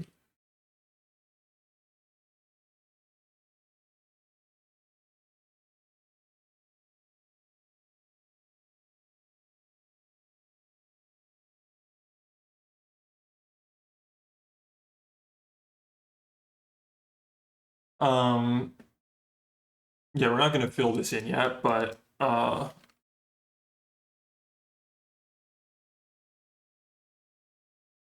sure, where do I even set the size of that array? Honey. Okay, that's fine. Yeah, we don't fill it in here at all. So okay, so sorry, I should explain what's going on here. So when we go to draw the fonts, you don't want to have to like be re-uploading a font glyph on for every single cell on the screen. What you want to do instead is store as many glyphs as you can on the GPU, and then when you go to draw a cell, you look up the index in the GPU somehow. You have like some method of communicating which cell is storing which glyph. So which of the layers of the 2D texture array are storing which glyph, and then you just draw that texture, which is what's going on here. Now, some of this stuff is like completely not useless or not useful at all, but that's fine. I'll just leave those. You have to enable blending because the fonts are gonna be I don't know what's it called. They're like alpha. They're like alpha. You have to use the blending. And then yeah, enable the blend function. So this should all be good and fine and good. So I can just verify that it's gonna like compile and not complain about anything. Okay. I'd like to use the die function somehow in that, so we'll shut up. But anyways, then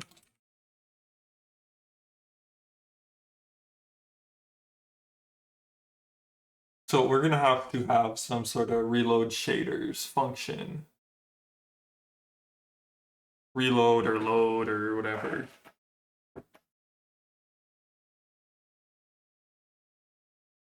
And I don't really want to have all the stupid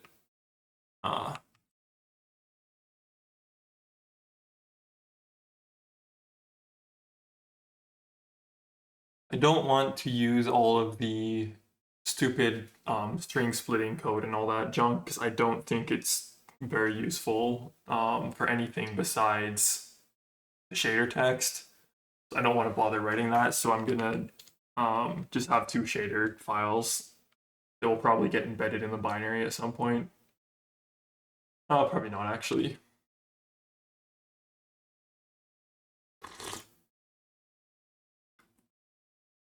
Okay, so yeah, what was the next step? The next step would have been to this init renderer function does all this junk, and then clear color. Where do we load the shaders?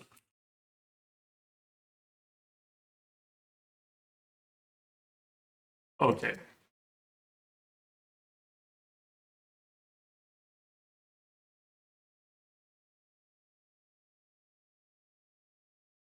Yeah, let's do that. So,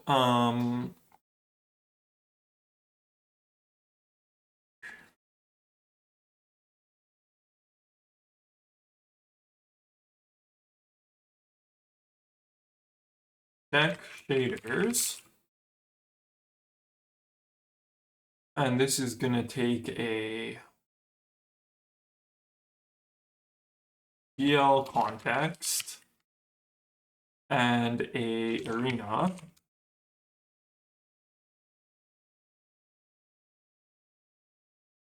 And then we're gonna actually have to allocate this arena.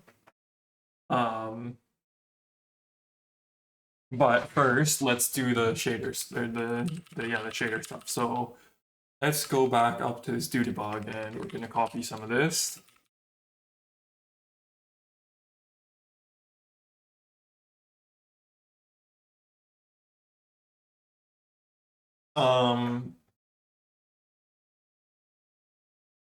I don't really see a problem with just reloading both of them. So if either of them has been updated,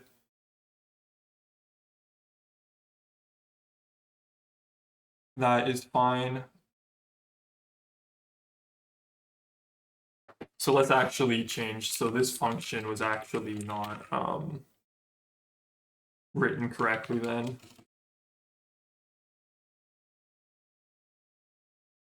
So this check file time is newer. Right now it's just checking that the file time is different. Let's just do that. If it's A is greater than B, then and also this whole thing needs to be like that. So that is now actually doing what it says it's doing. And let's say that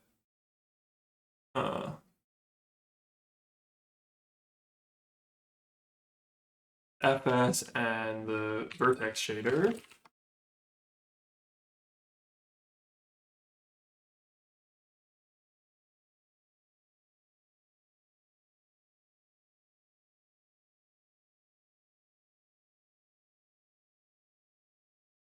what's it called? BS test, FS test.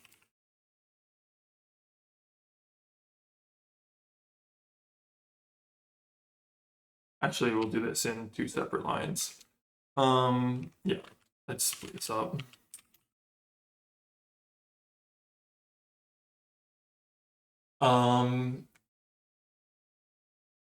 This might be configurable at some point, but for now, let us just hard code it here.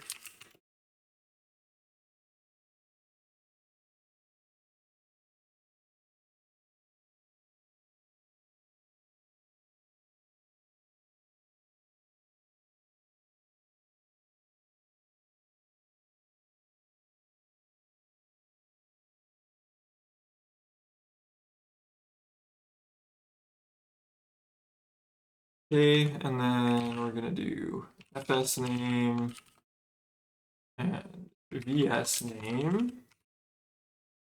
And then we're gonna have a if OS file time is newer.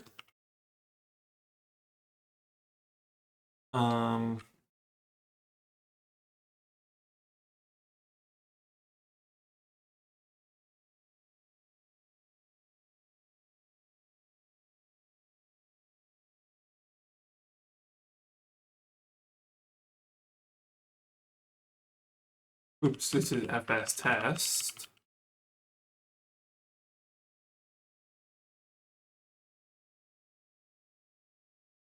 Or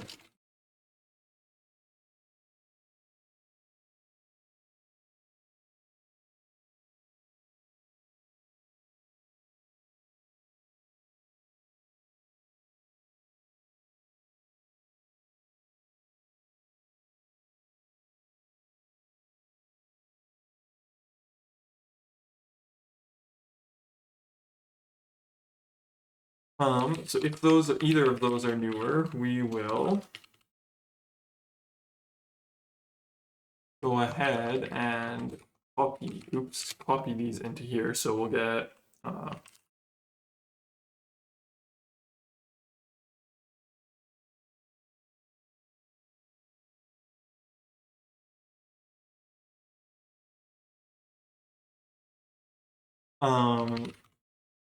okay, and then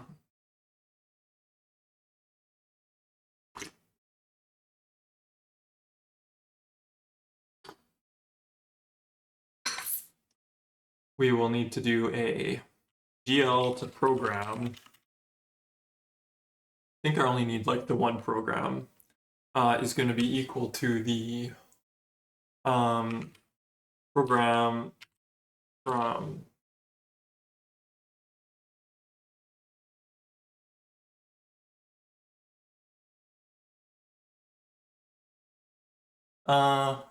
let's do this slightly differently. So I don't know what I was just doing in there, but I'm gonna have from shader text VS text, FS text, A, we'll need to pass the arena in, and I think that's all we'll have to do there. So let's load the text. Let's write a new function called os read file. And os read file is going to return a string. Yeah, and it's going to take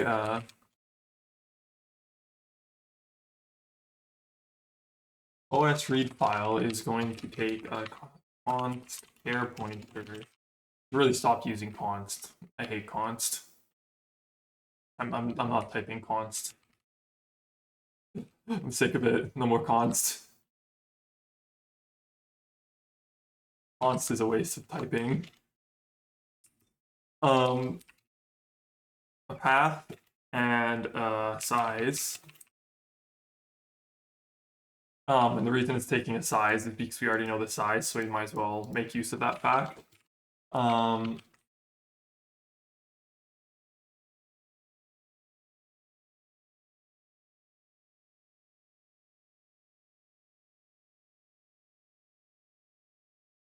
So let me see here.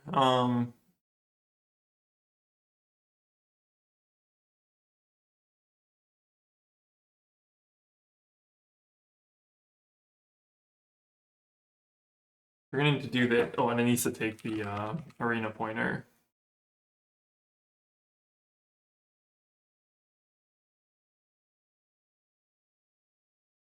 A and file size. And then we're going to do a, what's it called? Having a dumb here.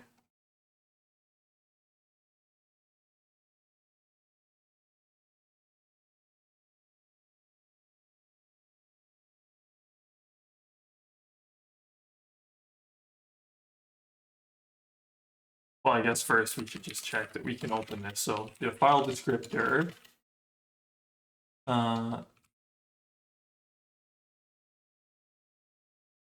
call it name.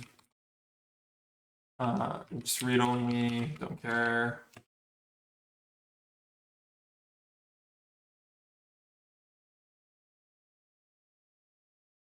Doing that.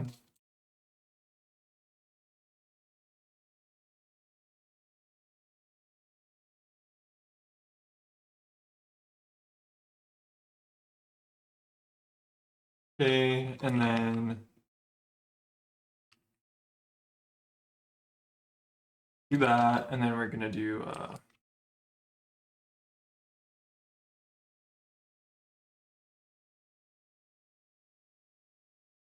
geez, what am I typing here? The read len is gonna be read file descriptor ret dot or text dot data and text dot len,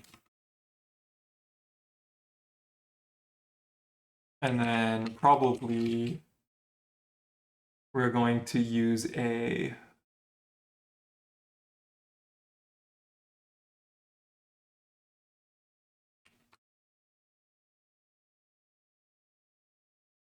so if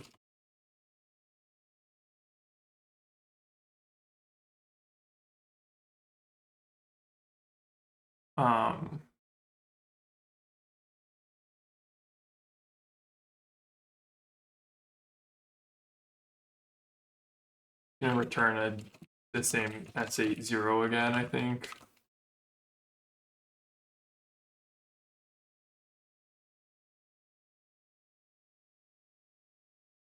In debug code, you probably want to assert that none of these are null. But, well, here, so like, is this going to be handleable at runtime? Yes, it should be. So maybe I should just do that. Yeah. So that's good. And then let me think here. What else?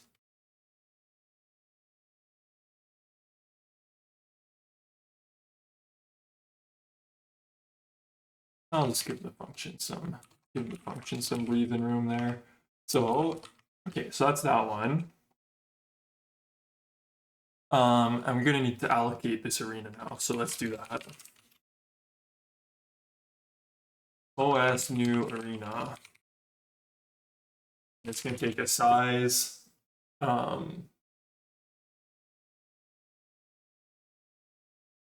Even like capacity, it doesn't really matter what that's called.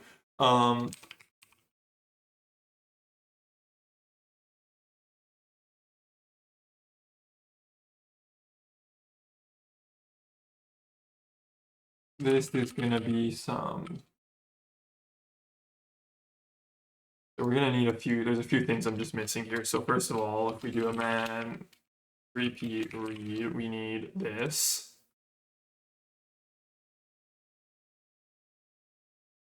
And then we're also gonna need mmap.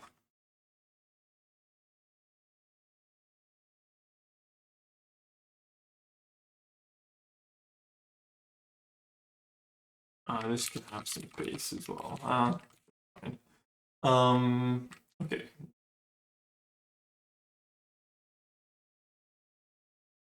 Just 0 it. And then we're gonna do.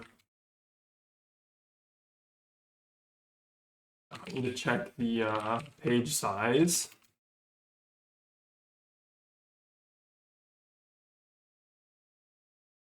We just want to allocate pages. If capacity, if cap mod page size is not equal 0, we're going to increase cap by page size minus the cap mod page size.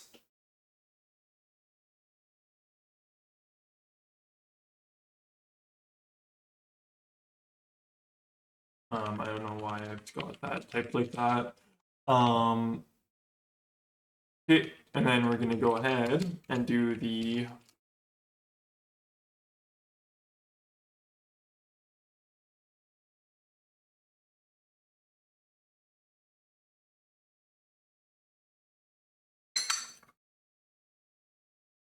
a dot beginning is going to be equal to mmap 0 cap read write it's going to be an anonymous page and it's going to be a private page and -1 and 0. So -1 is the file descriptor. We're not using a file descriptor. Offset is, I'm assuming, an offset into the file descriptor, which again, we're not using. So, yep, exactly what it is. We're not using that. You don't care.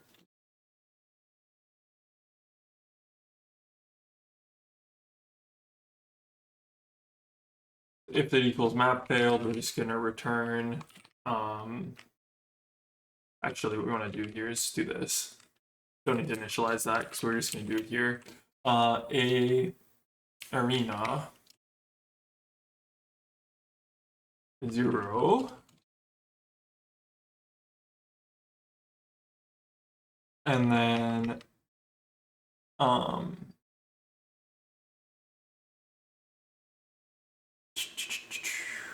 yep. And then a dot end is going to be equal to a dot beginning plus capacity.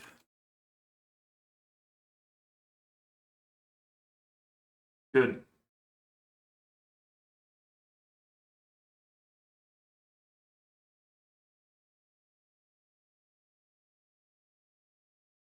Okay, so let's open util.h here and add a couple constants.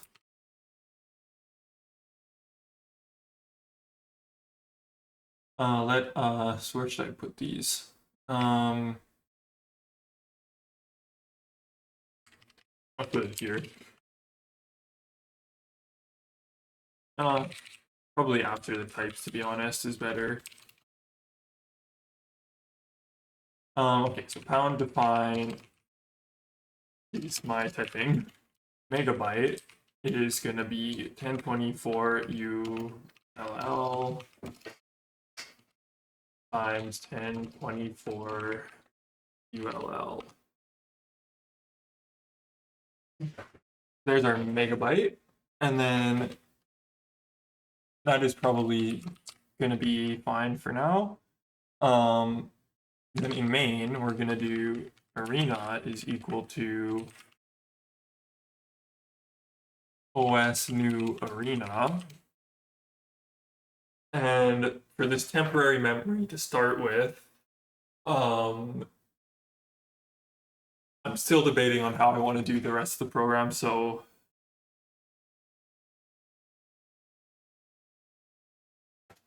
let's just say for now that we're just going to allocate 16 megabytes of temporary RAM to use.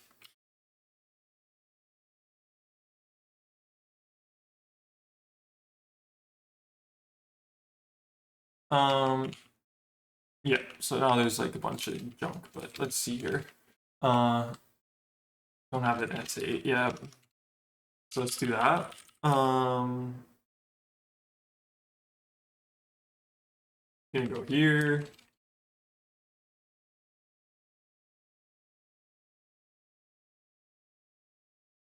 Sorry, S8 of S is gonna be S8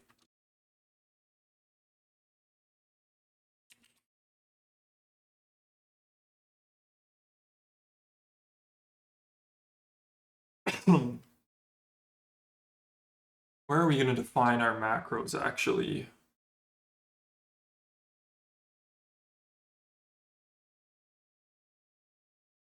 Yeah, okay, these are going up here.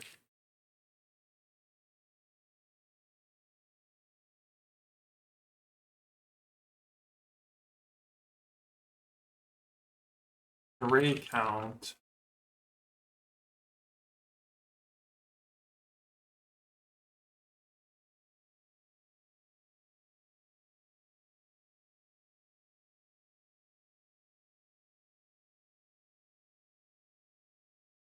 I wish array count was just like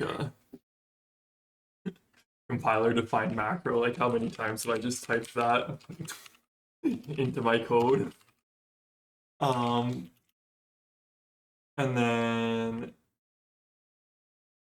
dot data is equal to s. And then we're going to do our old type def here.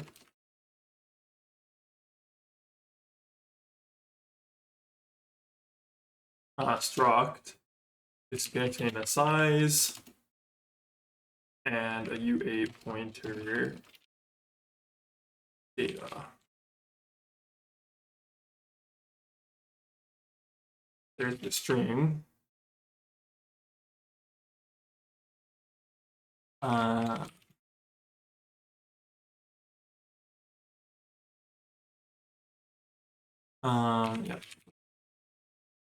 So there.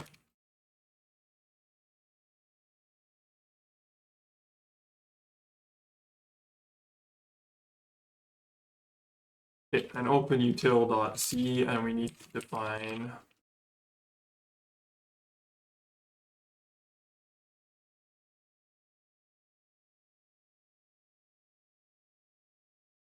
and arena pointer a.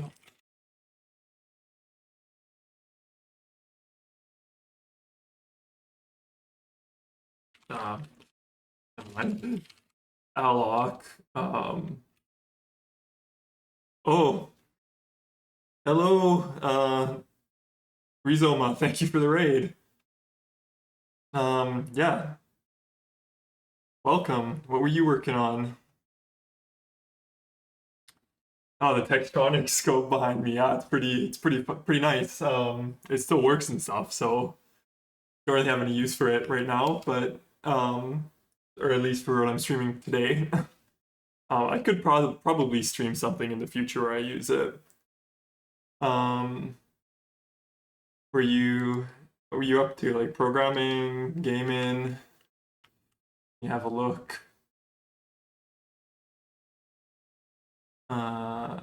Which would open in the right window. Of course, it won't. Non-engine style or no engine C style game dev. Ah, that sounds like interesting to me. I'll drop you a follow. In C style C++. Ah, so like the handmade hero and handmade hero way. Definitely can appreciate that. So we're gonna alloc. We're gonna sorry, what am I doing here? S8 dot len equals len alloc alloc a u8 len.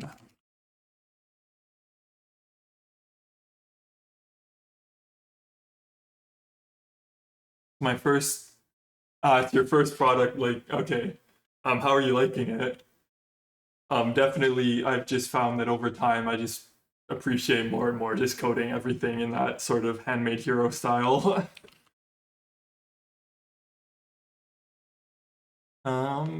Alloc, we're gonna do this again. So define alloc as a type len n whatever. That's gonna be key pointer.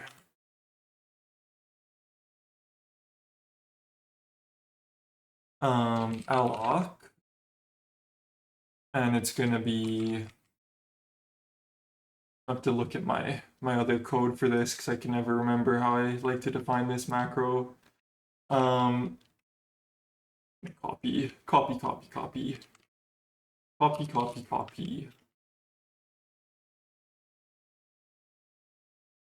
Okay, so alloc, it's gonna take the t, the type, and then we're gonna do the size of, the alignment, and the size, and then in here we're gonna do arena, size length, size of alignment, and the count.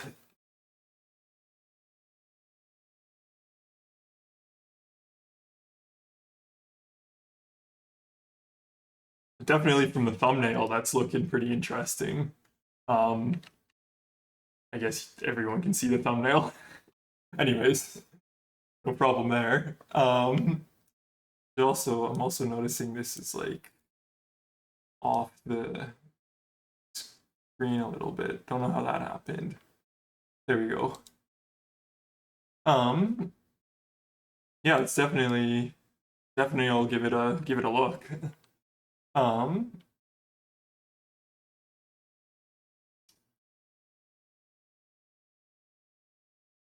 so Arena Alloc. What am I doing here? We need to.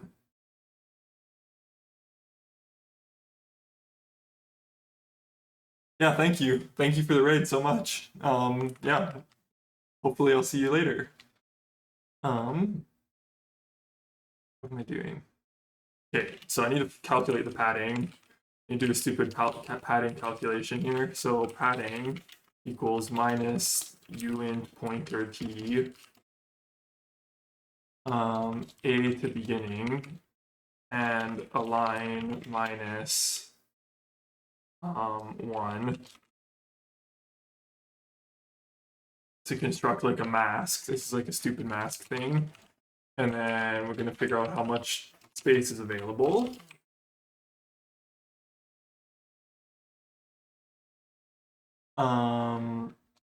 That's going to be a to end minus a to beginning minus the space we need for padding. And then if available, well, I think what I'm just going to do for now is just put assert available is greater than 0.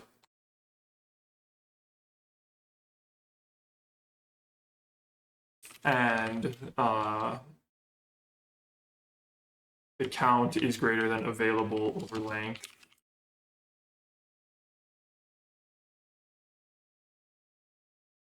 We'll just do the old assert here. Because realistically, you shouldn't write code that can run out of memory. You should know how much memory you're using at all times, so we're just going to do the old assert there. Then our return thing here, we're going to do a little bit of what am I doing here? Typing. Void pointer p is going to be equal to a to beginning plus padding. And then a to beginning is going to be plus equals padding plus count times len. And probably I'm going to want to clear this as well, so we'll do that as well. We'll define our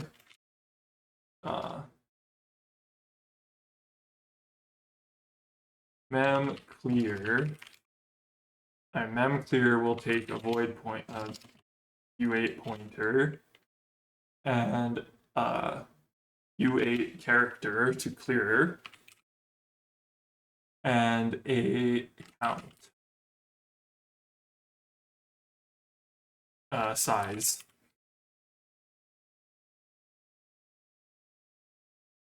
And we're not gonna SIMD this yet, but you could. We'll just do the while len. What am I doing here? While len greater than 0, p len minus minus should be minus minus len is equal to 0.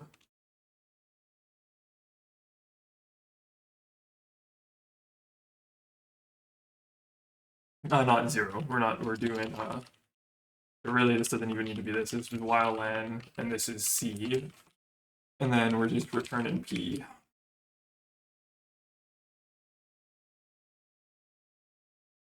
Okay, so next, what are we doing here? yeah, here we're gonna do the old return memclear p 0 and count times len. Cool. So that's looking good.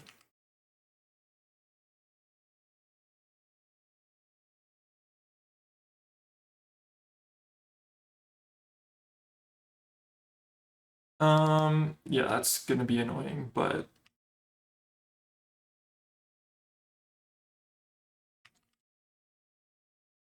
158. I don't care about const. Const is a waste of time.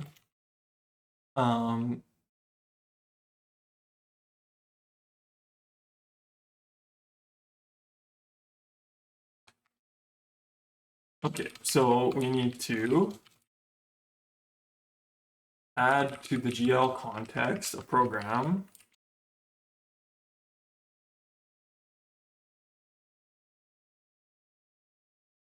Let's put it down here.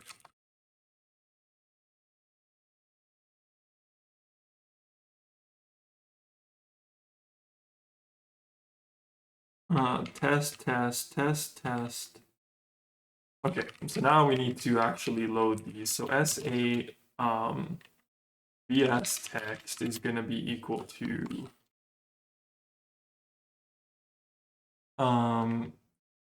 OS read file and a what's it called? VS name and VS stats dot file size. And same thing for the fragment shader text.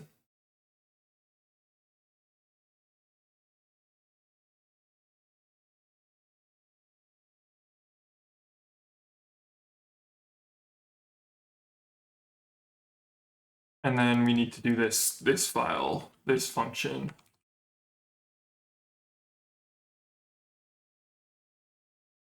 View32.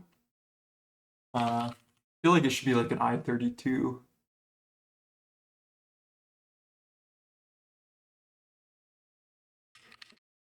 Yeah, let's do that. So we can signal errors.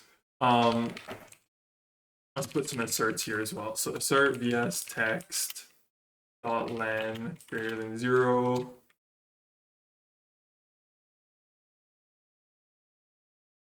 And fs text dot len greater than 0.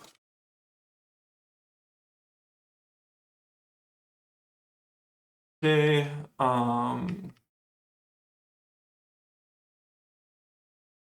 this is going to be I32 program.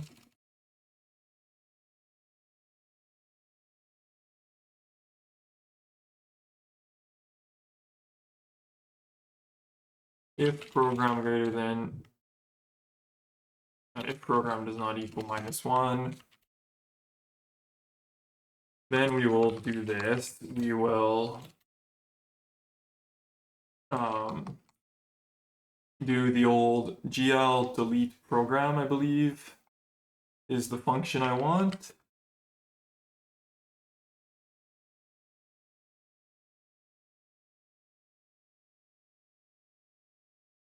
Yeah, GL delete program,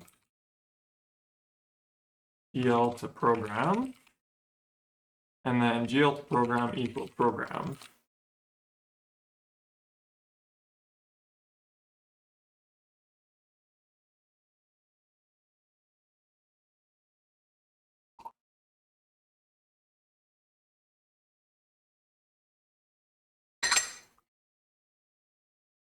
Okay, so I think that, not program.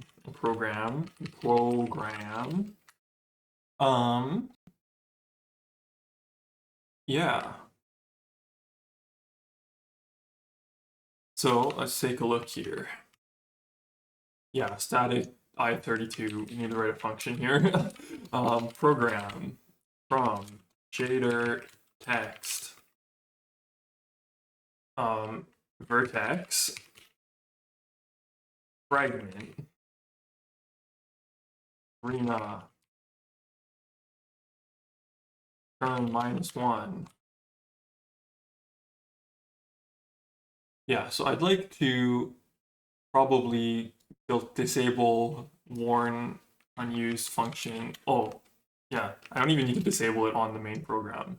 I just need to disable it here. So that's like this with no unused function.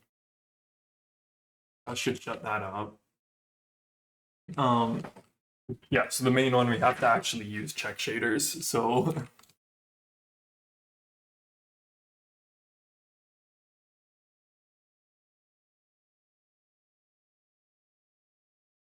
memory.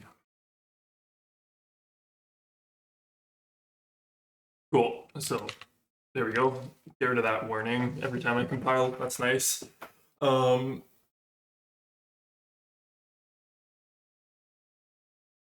Okay, so program from shader text. Let me remember. Let me go to this one. I might just straight up copy, to be honest.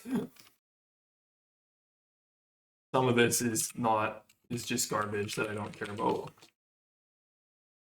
Yeah, I mean, there's not that much junk here, to be honest.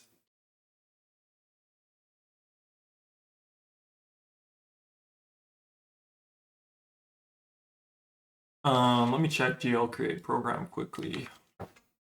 Wish I had, oops, let's do that. GL create program. Oops, did not mean to close that window. Okay.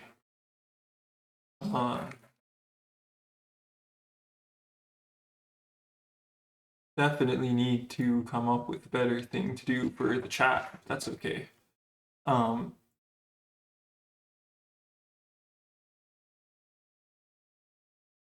let's do that. That's good.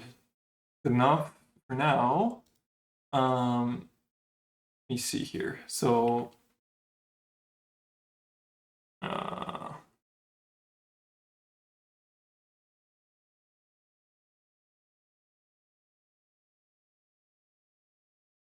okay. So GL create program returns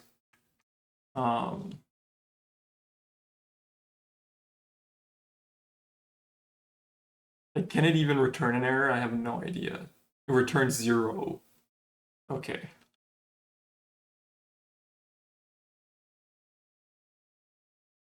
Probably just assert PID maybe. Don't need that.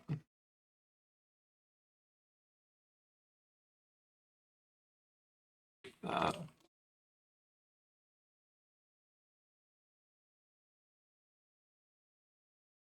I mean, this maybe you want to handle at runtime. So actually, never mind. Yeah, this one you might want to handle. So if PID equals 0, return -1. Don't need to do that.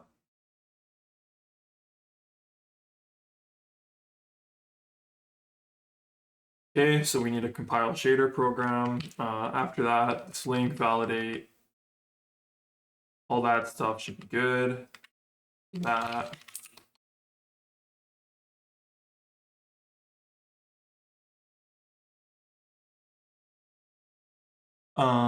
These should be able to return errors.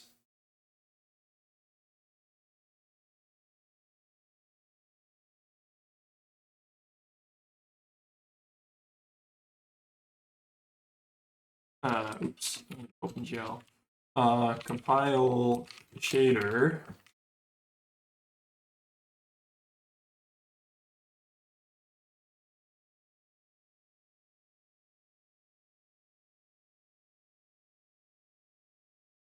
Actually, this can just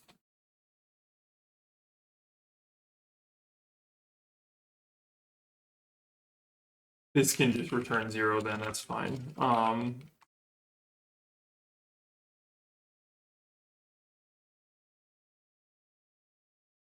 if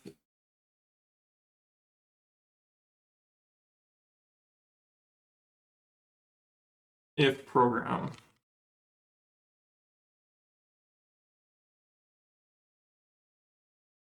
Okay, there we go.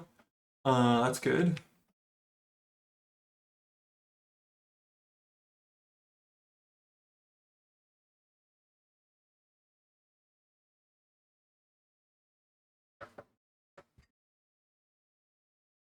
Just so I don't have to clean up a different one if it's successful, just do this.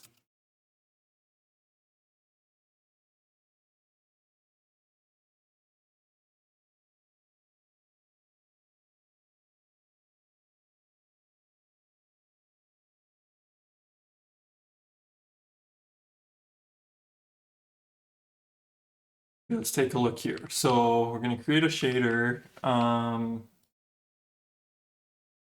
Can this thing fail? I mean, probably.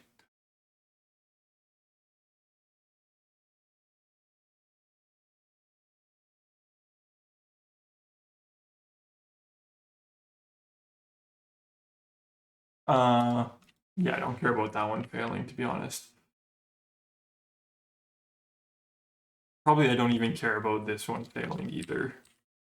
I think most likely those ones are not going to fail.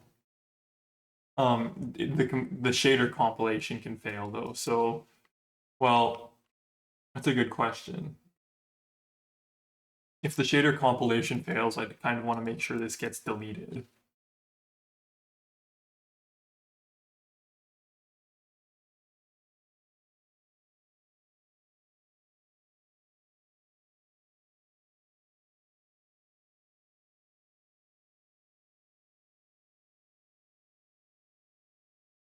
Okay.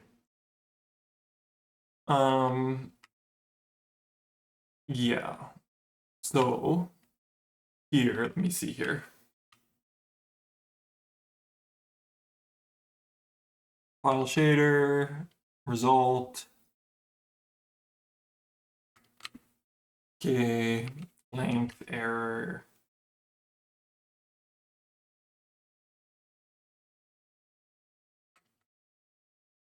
Good. So that function's good. This function is fine. So all of that compiles. So we can now get a GL program going. Let's take a look at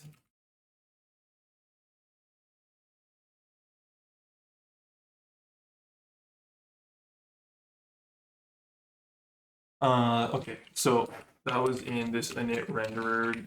No, actually that wasn't in init renderer. Where was that? I was here. Okay, and then there's some uniform stuff. We don't care about handling that right now. Big font textures. Let me just get up and use the walkthrough quickly, and then when I come back, we'll draw some rectangles.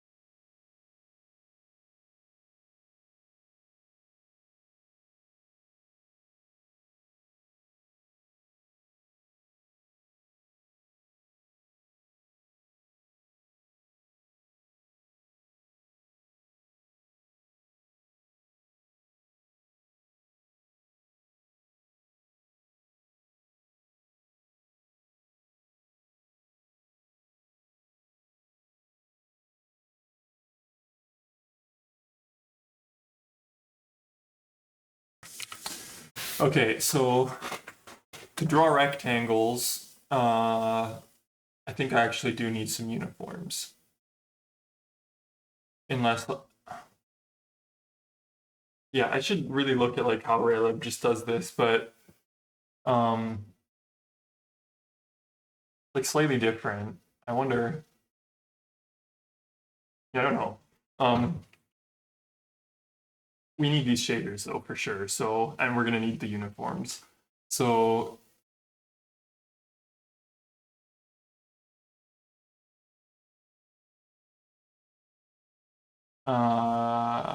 yeah, let's actually just CP the shader from there, and we'll manually split that. So draw GLSL into vert.glsl, and we will read the vert, and we'll open up frag.glsl. Okay, so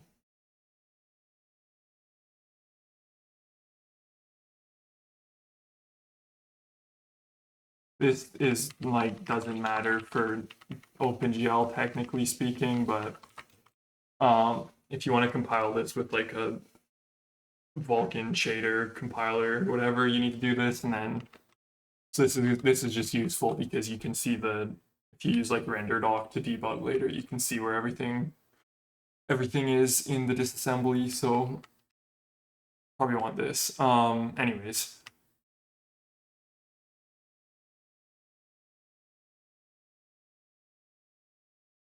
We got a scale, we got an offset, and we got a P mat, which I never remember what it actually stands for, but it's just a transformation.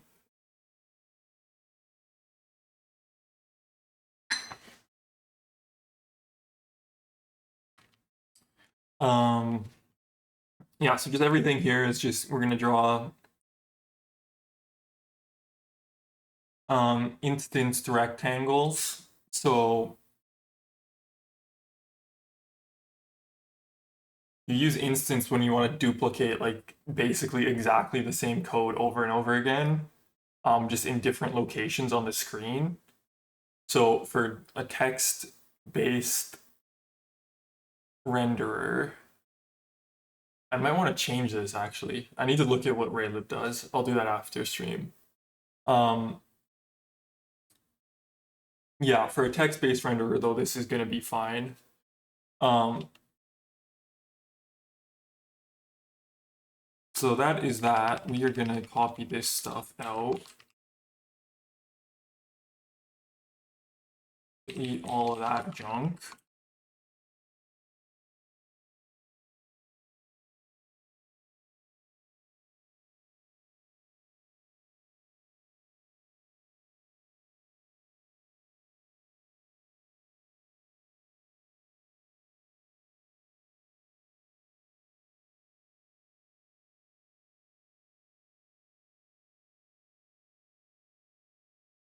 Okay, so I think what I'm gonna do is comment out some of this stuff for now. Don't need that, don't need the scale, don't need the texture slot. We're just gonna keep the color. So okay, so this is how we can just yeah. This will let us unpack the color. And then we don't really need the foreground right now, but we'll just keep that. Here we're gonna get a texture coordinate. So we're gonna take the care map and we're gonna take the input texture coordinate.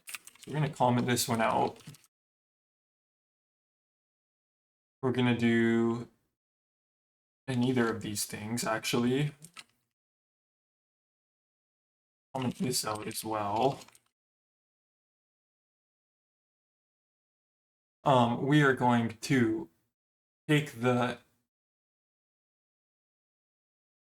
just gonna do this. There's the texture coordinate needs to be 3. We're not even, never mind, we're not even using the texture right now.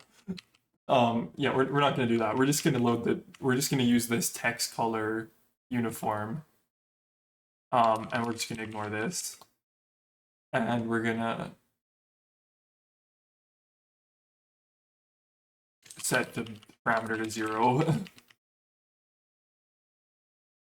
So it's just gonna use only the back.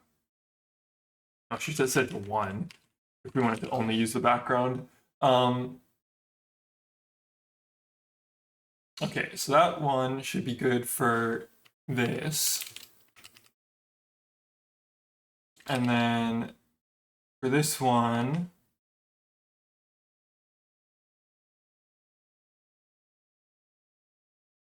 we do need this to be set properly for the thing to just work. So yeah, let me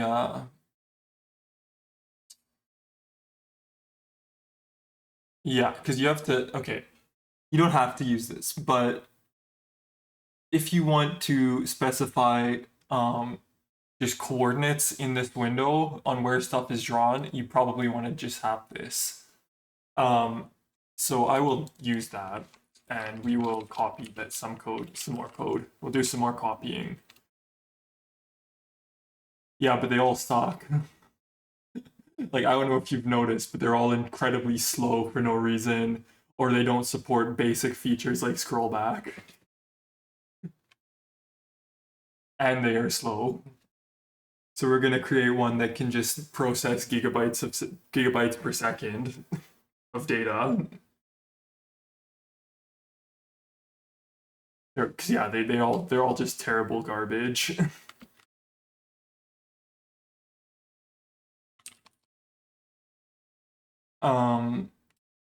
Okay. Also, welcome to the stream, Proton Fig.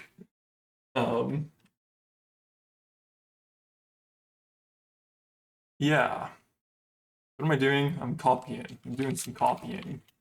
So I want to take from the old broken one, we're gonna go and take the I think it's like the window resize. It's like a callback, this resize here. Okay, here, this whole thing.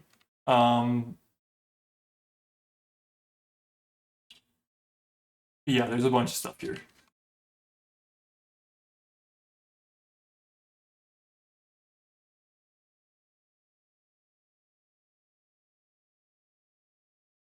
I think this is still like the better way of doing it. So okay, we'll do this.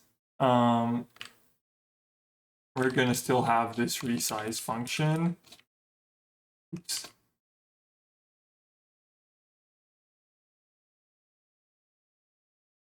For Amiga 500 33 years ago. So you've seen some stuff, is what you're saying. I don't know anything about the Amiga 500 to be honest, so it's way before my time. Okay, so for these offsets for now, I'm just gonna set those to 0. That just like allows you to have like a border around the window, but we'll get to that later.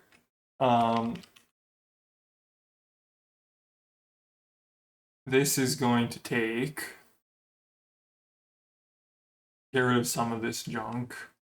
I mean, we'll need to call that eventually, but anyways, I don't want to type that right now.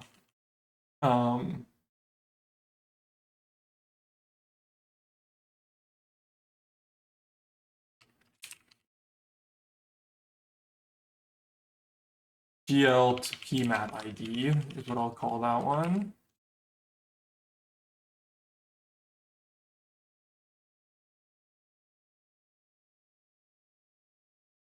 Yeah, I'll call that PMAT ID. The term resize, not using that right now. We'll get there later. Okay, this should all be good to go, besides what I didn't finish typing up here, which is GL to, so let's delete some of this. Oops. It's going to take a GL context pointer GL, and it's going to take a window size dot width and yeah, to window size dot height. Let's actually just copy this out here. So we're gonna have a iv2 w size and copy this. ws.w, ws.h, ws.w, realign this in a second here, ws.h. So we can, bring this way over, bring this over here, and this can go here, and this can do this. So software is available. We're capable of speeds up to 19,000 baud per second. I want it to have 57 k baud per second and 1115 above for the data transfer.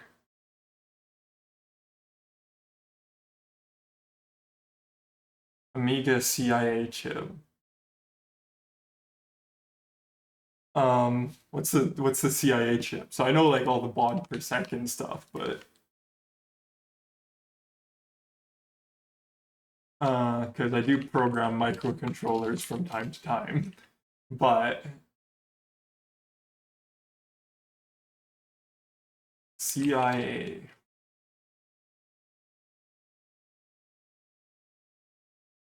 Complex interface adapter for peripheral interfacing in the system timers.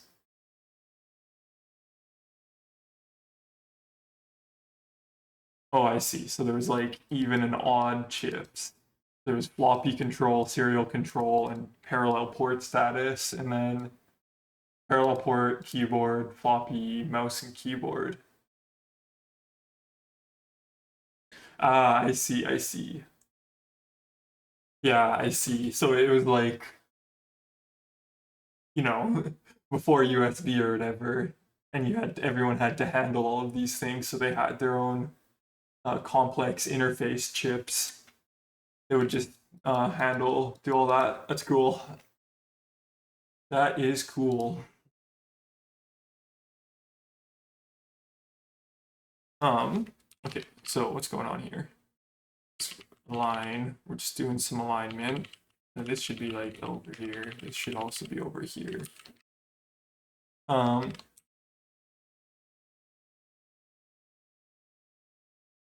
Just make this a little bit more readable.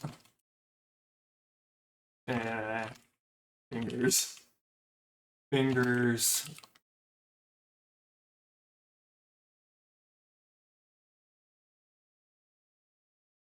And then over here.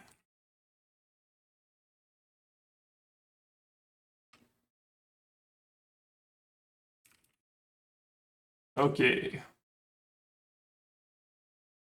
Funniest was to implement ANSI VT500, VT100, VT1. Yeah. That is where it starts getting annoying. So once I get to that, there's just so much like legacy code that you have no idea if there's some stupid program you're going to try to run that's going to try to use some of those features. So you just have to implement it anyways.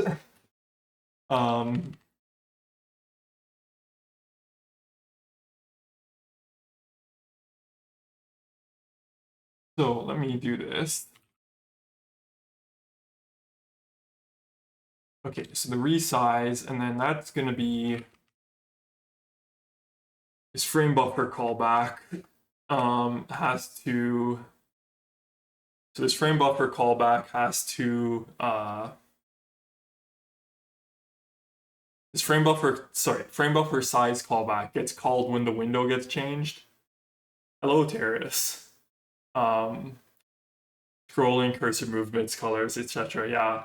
So like in my old broken version, all of that stuff is just implemented. It's just there's like bugs that are really annoying to just debug. And I wanted to be able to do the like debug hot reloading. So I haven't really been showing this off because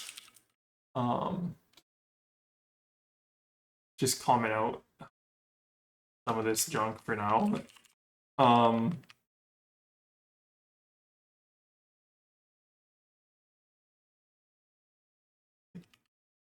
Good times. Oops, I need this one. I don't need this one. Yeah, we're not using that. I don't really care right now. Okay. So yeah, so like right now, this window is just gray, but we can go ahead and close this old thing that I don't need open right now. And we can just change this color. Your audio.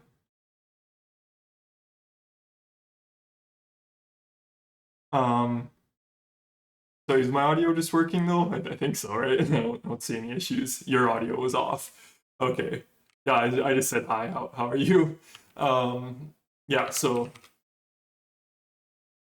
maybe we want a green window. Say we want a green window. I'll make this a little bit brighter so it's actually visible.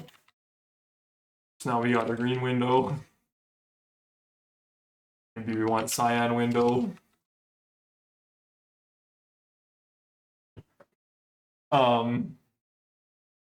Yeah, so this is going to make developing a terminal emulator a lot easier. Like just very big amount easier. We'll go back to the gray. For now, we just want to draw some rectangles. So, okay. I need to util.h. I need to add some uniforms to that context. Uniforms.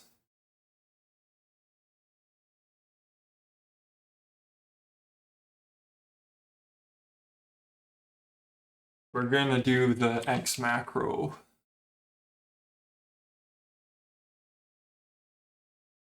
And probably we're gonna get rid of this ID. Okay, so we're gonna pound define GL uniforms. And GL uniforms is gonna be a list of X macros. For now, it is just gonna be pmat. So we're gonna have a pmat. And then in here, we're gonna have a struct, a union even.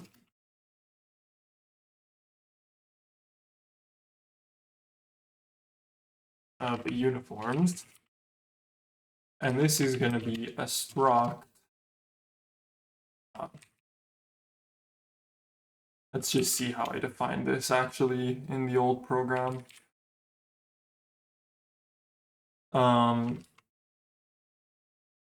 Probably here. No. So we want to look at opengl.c. Okay, here's my old X macro. I didn't do it the way I usually do it. That's fine. Yeah, so we're gonna have our GL uniforms, and we're gonna do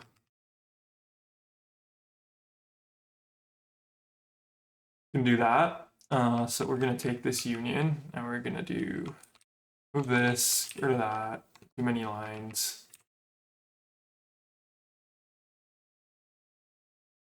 Okay, I mean, yeah, you could do that. You can make it an anonymous union. That works too. And for now, it's uniforms 1.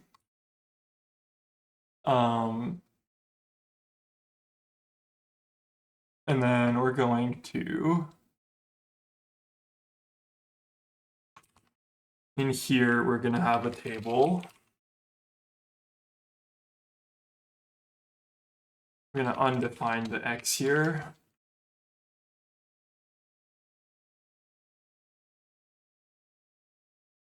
Okay, and this was called GL uniforms. And actually what I want to do is do, yeah, never mind. That is what I want. We're gonna do static char pointer uniform names.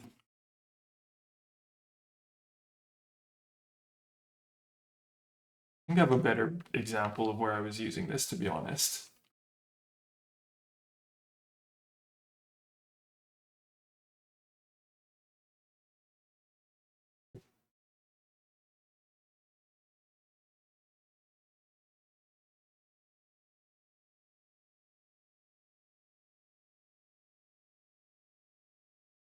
I mean, it looks like I kind of deleted some of that, but that's okay.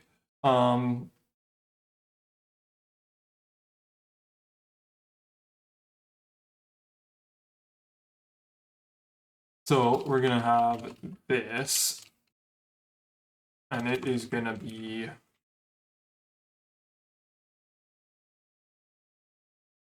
x of a name, and that's gonna be a let me see here.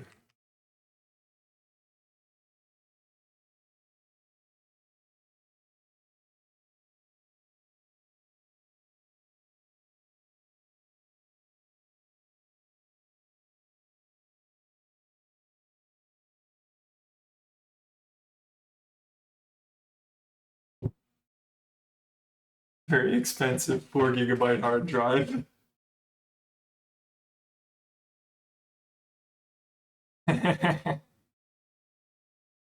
Man, yeah, that's rough.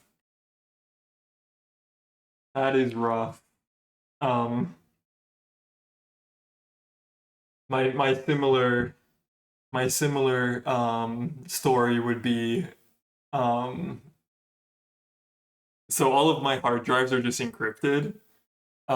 But when I first learned about how to do that, I encrypted all of my drives and all of my stuff was just encrypted. And then I don't know what I was doing, but for whatever reason, I just accidentally deleted the keys. So, needless to say, once the keys were deleted, everything was gone. So yeah, definitely I've had stupid stuff like that before. Um, okay, so I want to make this one do you, and then paste the name, and then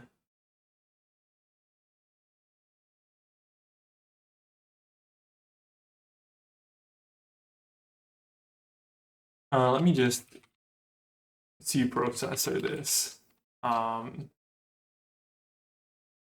It's gonna make a vtemp t here, and we're gonna do pound define x name, and we're gonna do define and we're just gonna put down here um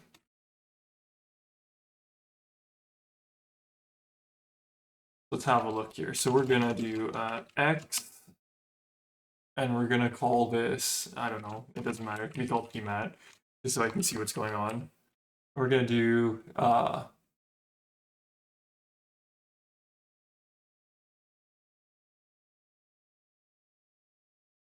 I just need this to be like a proper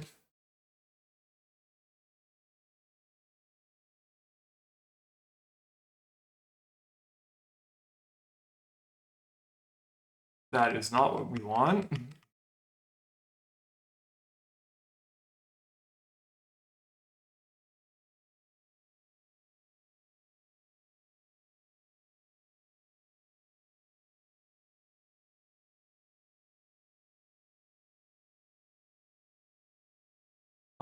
Is it just like the single?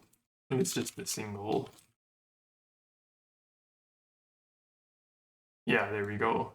It's kind of ugly because it's got this stupid thing in here, but anyways, that doesn't matter.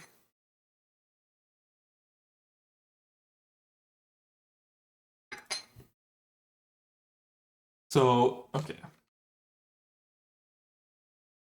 I just want to do this one. GL uniforms. And it's going to be that.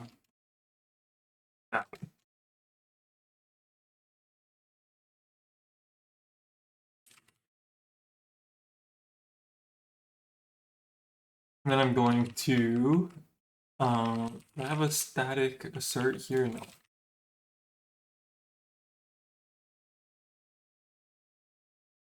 If not defined static assert,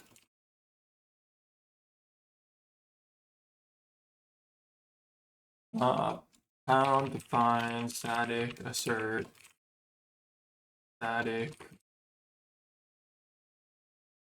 assert.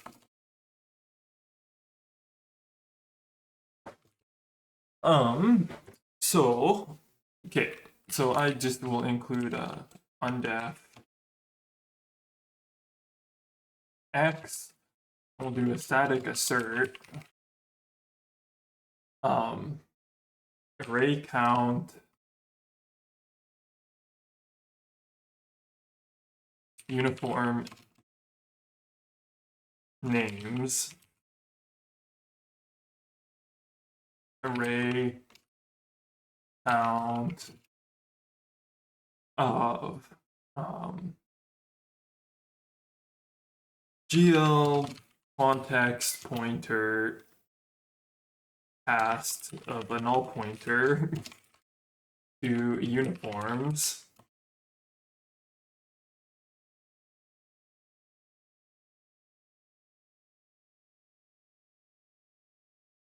And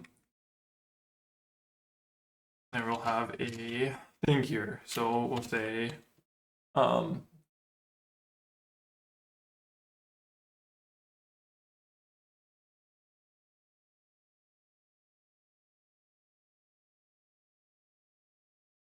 uniforms must be same length as GL uniforms.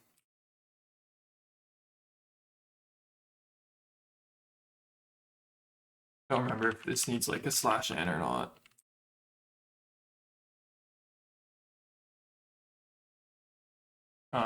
There should be a semicolon after the old static assert.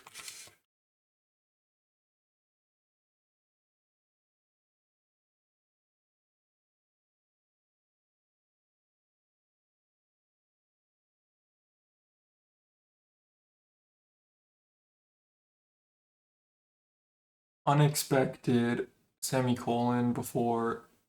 Right, my bad. This should be comma. Okay, and then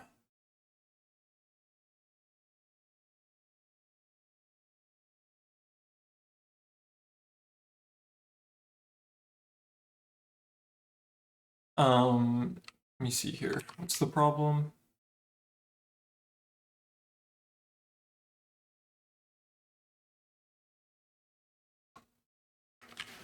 What is the problem here?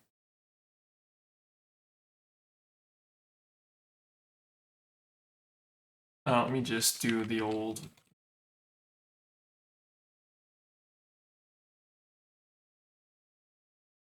Skip over all that garbage.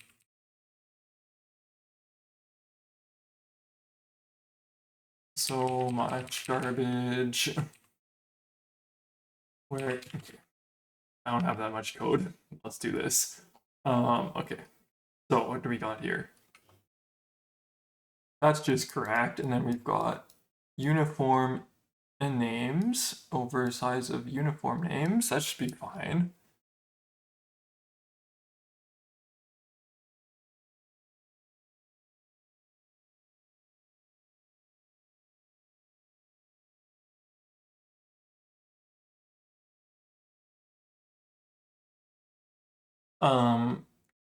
I don't know what the problem is there. What's it complaining about?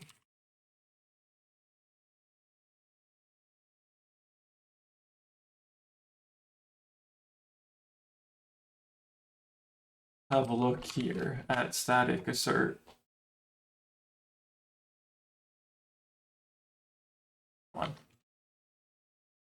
please. Okay, so static assert.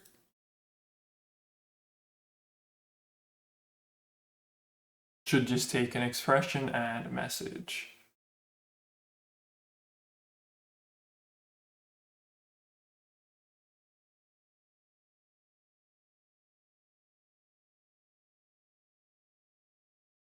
The name is just wrong. Yeah, what a stupid, why? Why is this Mac, why did they call it this? Okay, so that's better. So now we can add a flags member to the GL context.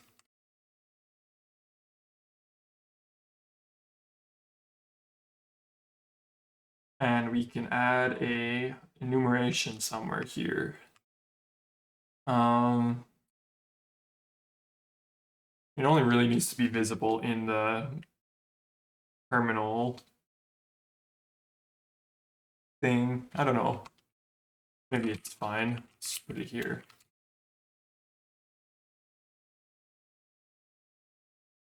So GL flags, we're gonna have it needs a resize. It's gonna be equal to 1 shift 0 for now.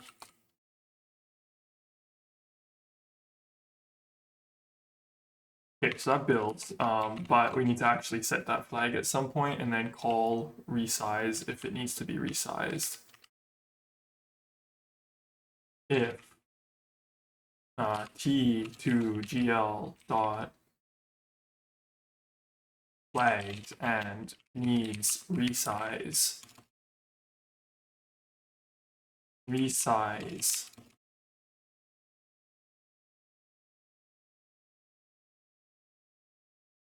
Okay, so yeah, this is taking a while, isn't it? That's okay. So we need to do this frame buffer callback.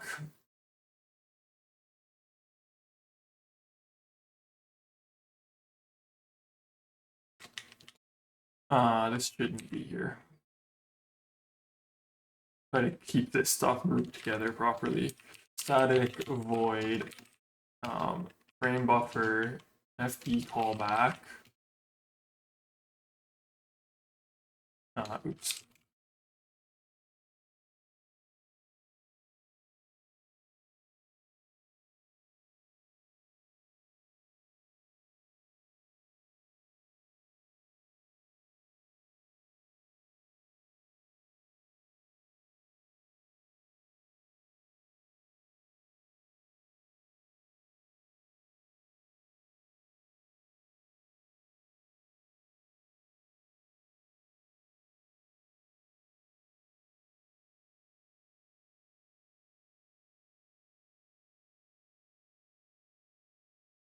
So we need to get the user pointer off of that so that we can do this.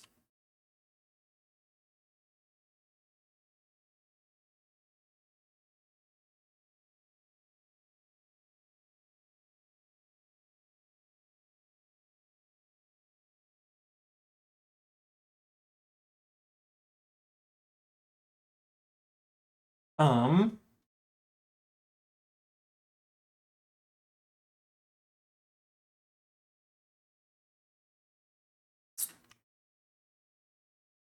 yeah, we're not doing the padding right now.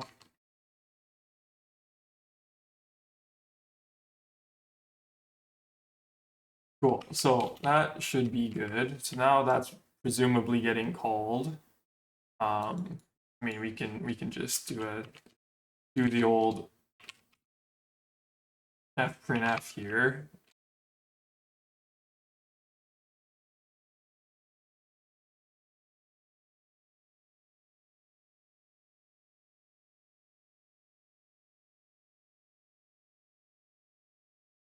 Make sure this is working.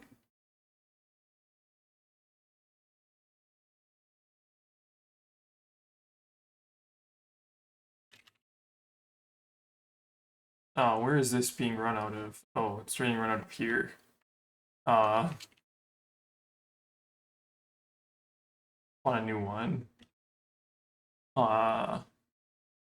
This might be crashed. Yeah, it is.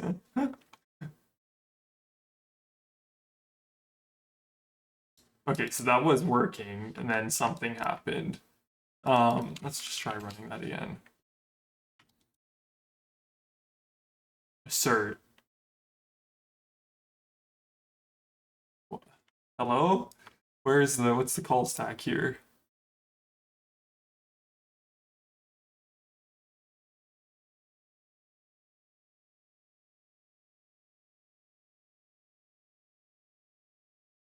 What's going on here? So we've got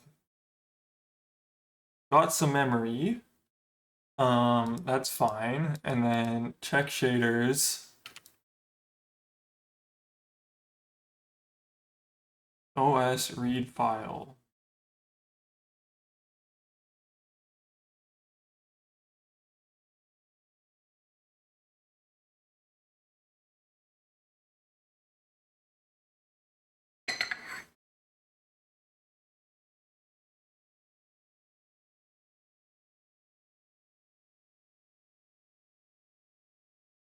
Wait, what is available? I think I just typed this wrong.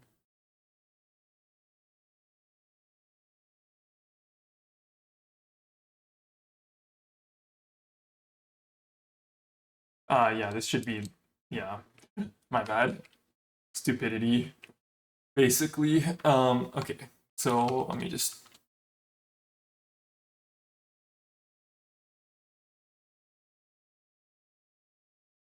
Wrong thing. We want to assert that the count is less than available over the length.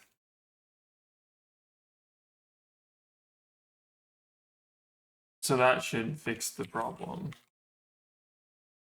Yeah. Yeah, and there's the shader spam. But anyways.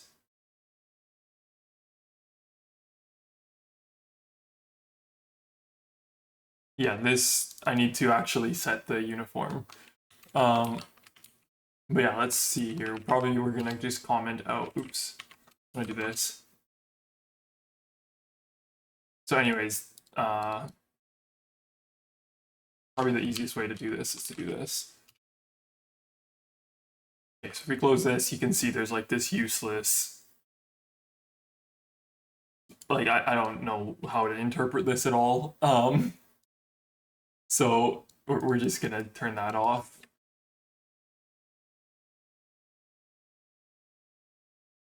Close this. Do that, I guess. Okay, so let me see.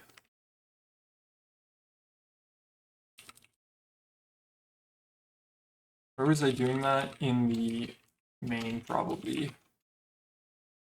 So the shaders, let me see here. Something I commented out, yeah, this. It's this, we're gonna turn that off. I don't care about those. And then we have to, in check shaders, we need to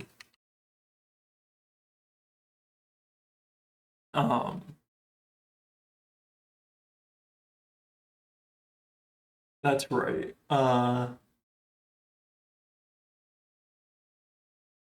that's annoying. Let me do this. Let's make a new flag.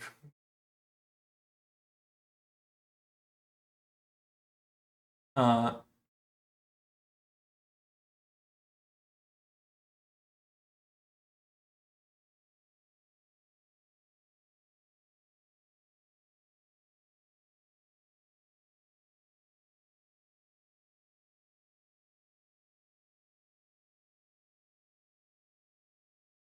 oops, not two, just one. Let's make this bigger. Let's do 31. 30, I don't know, it doesn't matter. I'll just go like the end. Okay, so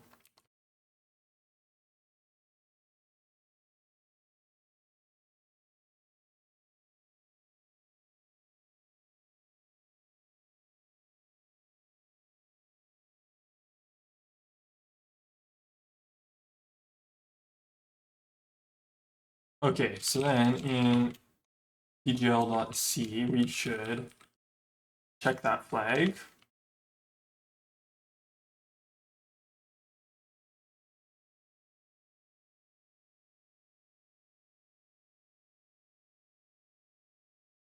And we should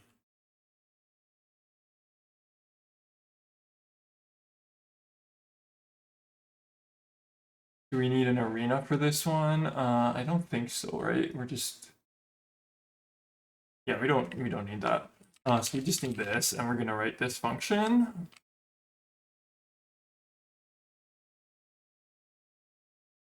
Probably just way up at the top here.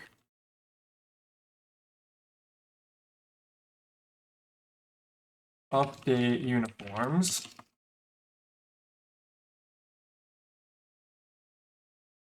Jesus, typing, please. GL context pointer GL. And then we're just going to loop through all of these. So for U32 I equals 0,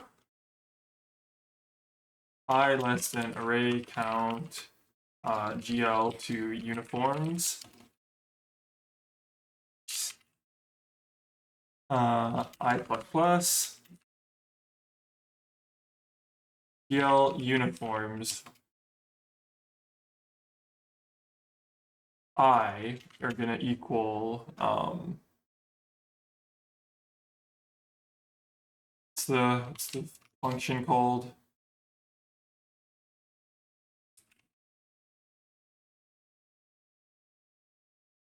Yeah. GL get uniform location.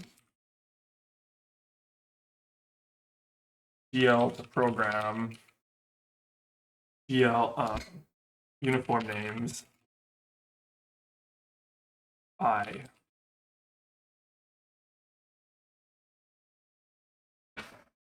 And yeah, that is all we need to do. And here we'll do GL to flags and equals not update uniforms.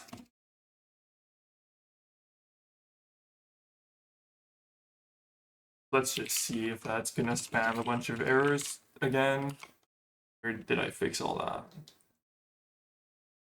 Program not linked. What is the problem?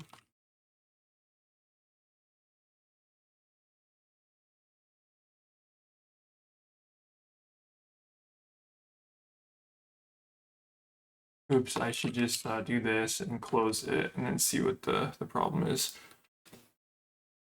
GL use program, does it get an error? Why is that?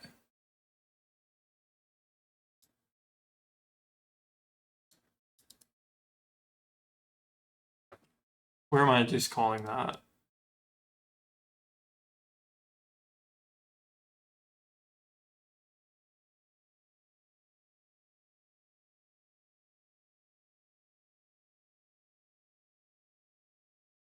Okay, so let's go there.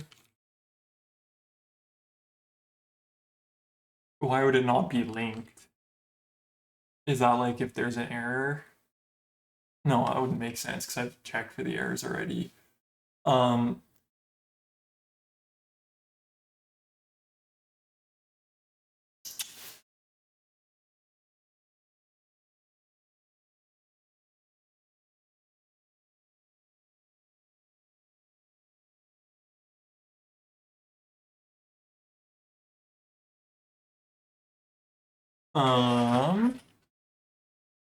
protects the program from shader text.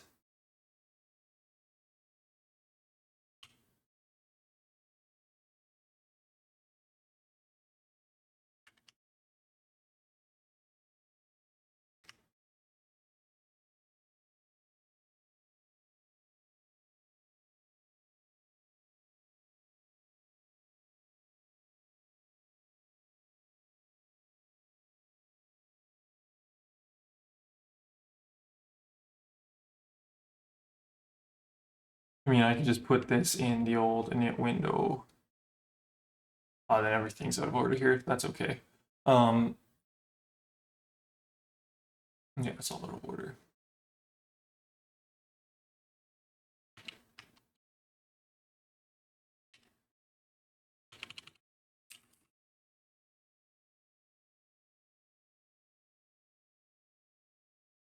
Is this init window taking the arena yet? Not yet.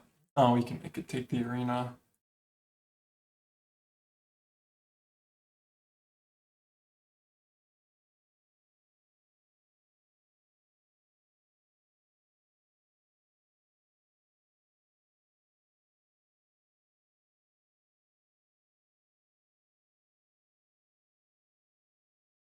Actually, let's not do that. Let us just...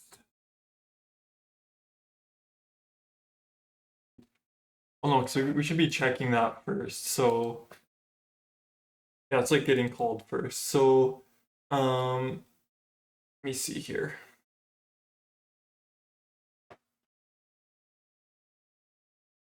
Maybe you just step through and make sure that everything is looking right. Let's do it that way.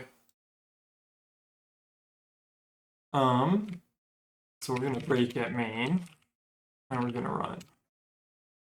So we're gonna step. I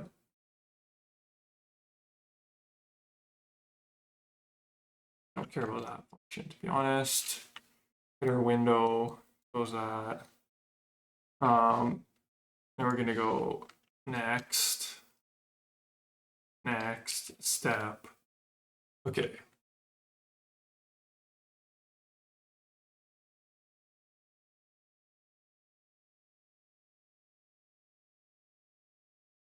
So let us look at the step over one more line. Okay, so the where are we here? Text. The text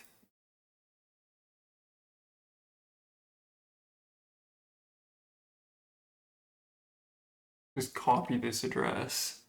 Let's just do this. And then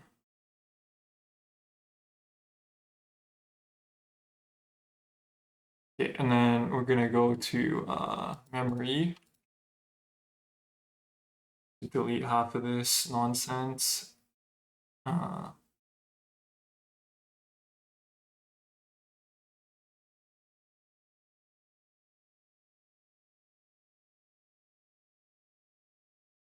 Probably I can't even read this, so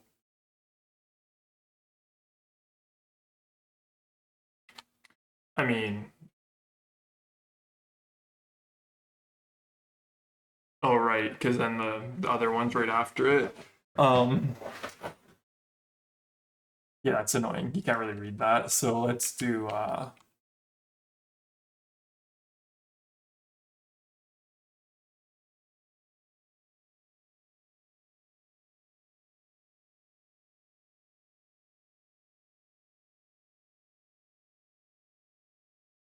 oops.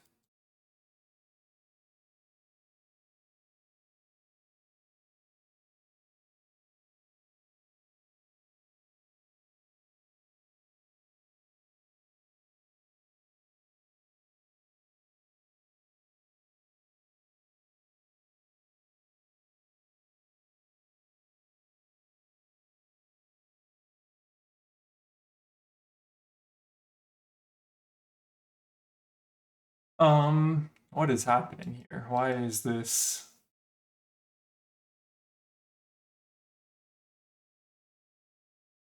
Delete this. Yeah, it's just so okay.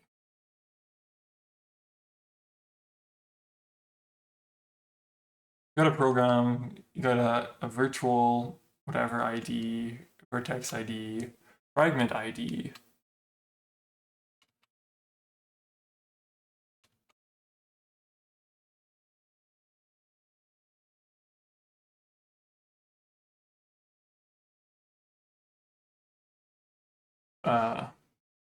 Sorry, right now program should be 0, so that should be fine. So we have program, but GL program should be 0. Yeah.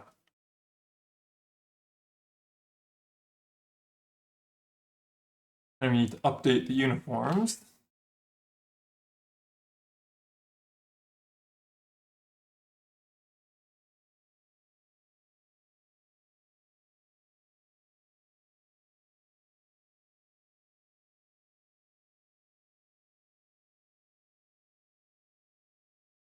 Good, good, good. You need to do that in a different order. Bad order. That's what the problem is here. Where are we here? First thing we need to just do is update the uniforms.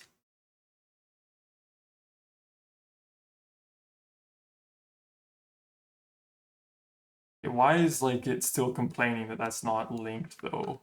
Like what am I passing to that? Just do this again quickly. So we launch the window, we get in GL use program not linked.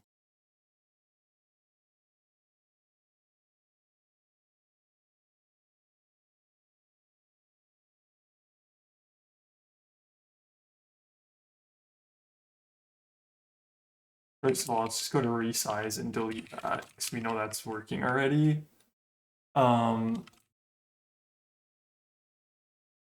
We'll need resize, but even so that order didn't matter anyways.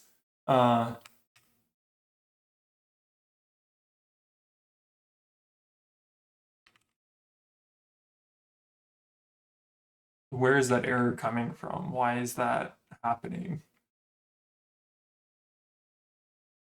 Program not linked. Like, why is it?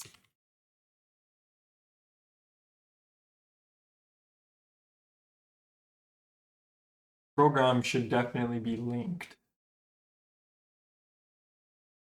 Not this.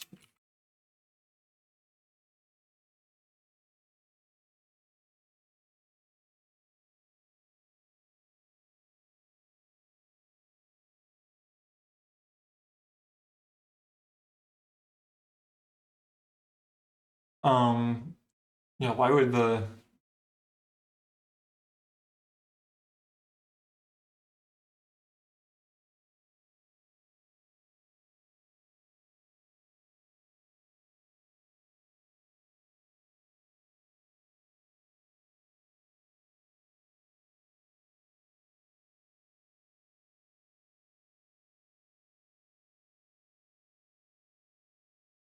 like I'm just thinking that maybe like there's an error in one of these.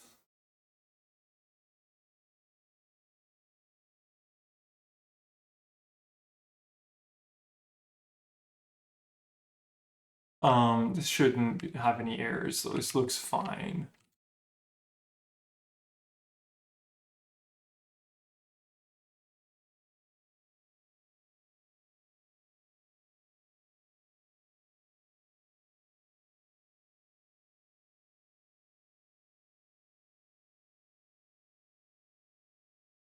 I mean, I'm gonna need these uniforms as well. But that is not the problem right now.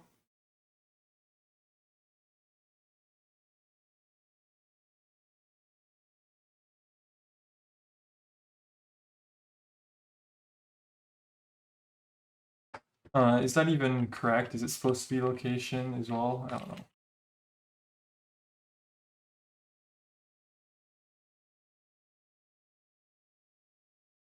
Yeah, you can use location for that. What is the problem? Why is that not linked? Everything here is just like literally the same copy pasted code. So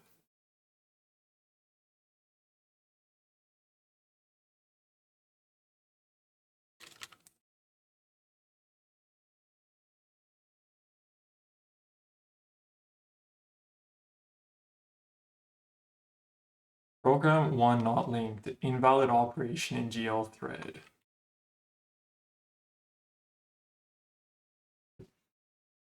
Oh yeah, in GL thread. What? Oops. Why? How is that even possible?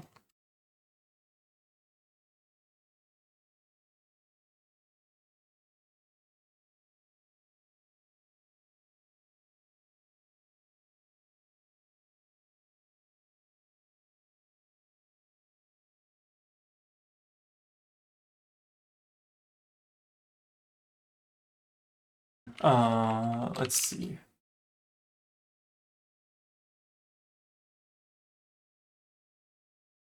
If we step through this, when is it gonna spam?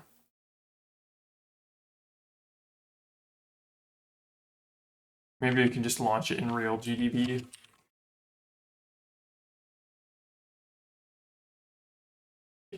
So yeah, so let's break main.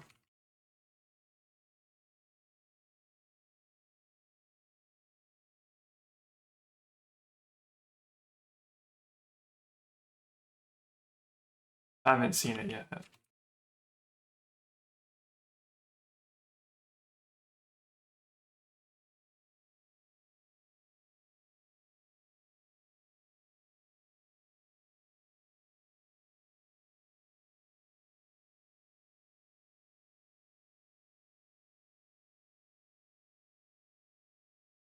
So it happens in the do terminal thing.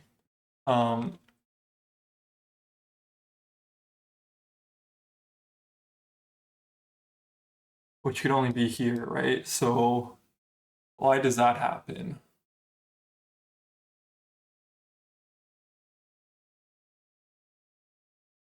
Program 1 is not linked. Like, what is the problem? It's gotta be in the get uniform locations. That must be exactly when it happens. So let's just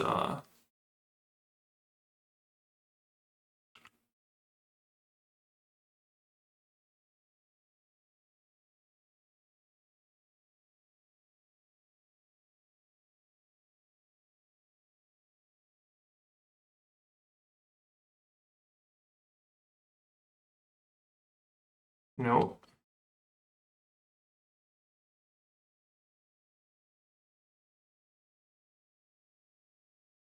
Happens when we swap buffers.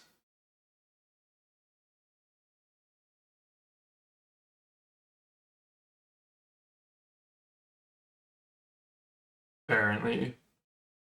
Um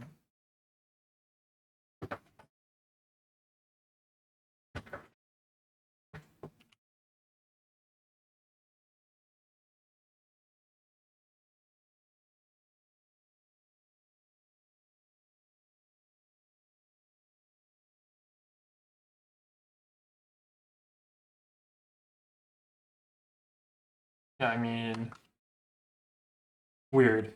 Why is that, like, first of all, yeah, why is that program not thinking?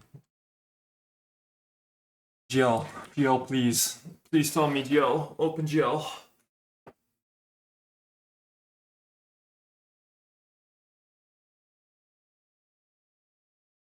Is there two spaces here? There's one space, okay.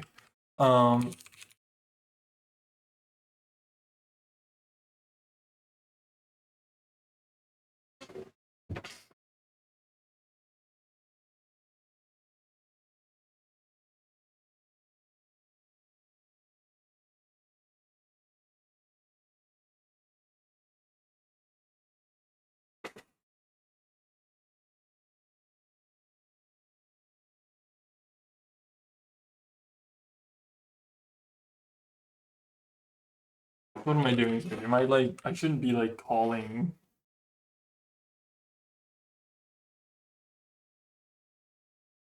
Ever. I'm not. All events. Da, da, da, da, da. Somewhere in here there should be a swap buffers. Oh, swap buffers happens in a redraw. Right. That's annoying.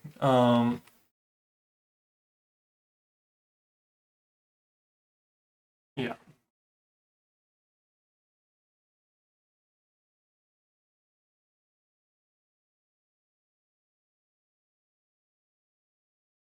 Interesting. So let me see. Program like it should be linked though. What's the like?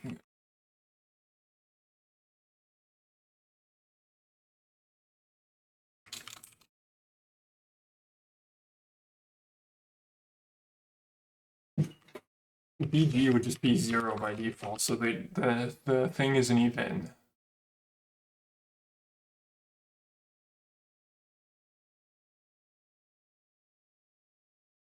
We're never calling like GL draw, so that's never even getting run, but why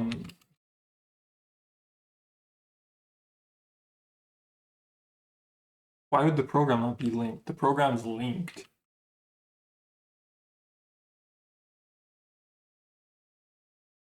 I think I'm going to have to take a break actually now. It's been like 3 hours, almost 4 hours actually. So I should take a break. I'll figure out what this problem is, and then I'll come back later this afternoon. Oh, we've got quite a few people watching right now, so we should probably find someone to raid. Who is streaming?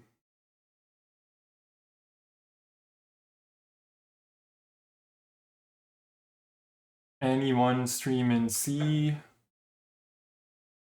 or otherwise interesting things? Um,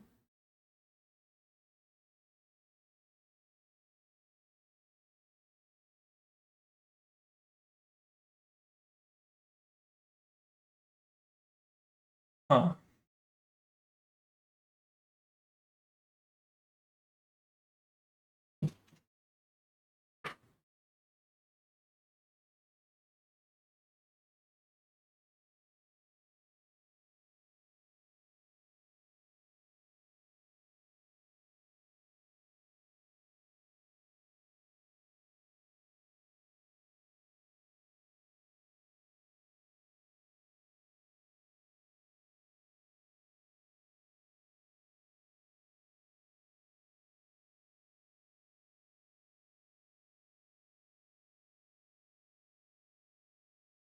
Yeah, I'm not seeing anyone too nice right now, but oops, shouldn't do that. So I will be back this afternoon.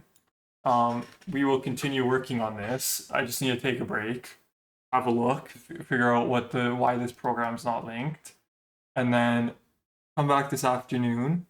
We will start drawing text. There's still some more work after I get the rectangles drawing, so yeah, but we'll get to it. Like so far, there's just so much like boilerplate, right? Like if we do a word count, lines, star dot c, star dot h, and star dot gl sl. It's up to 580 lines of code already, just to do basically nothing. So, you know, drawing a window shouldn't be this complicated, but it is. So you just have to deal with it. So yeah, thanks everyone who was watching this morning. Raiders who came by earlier. I will be back this afternoon. So bye for now.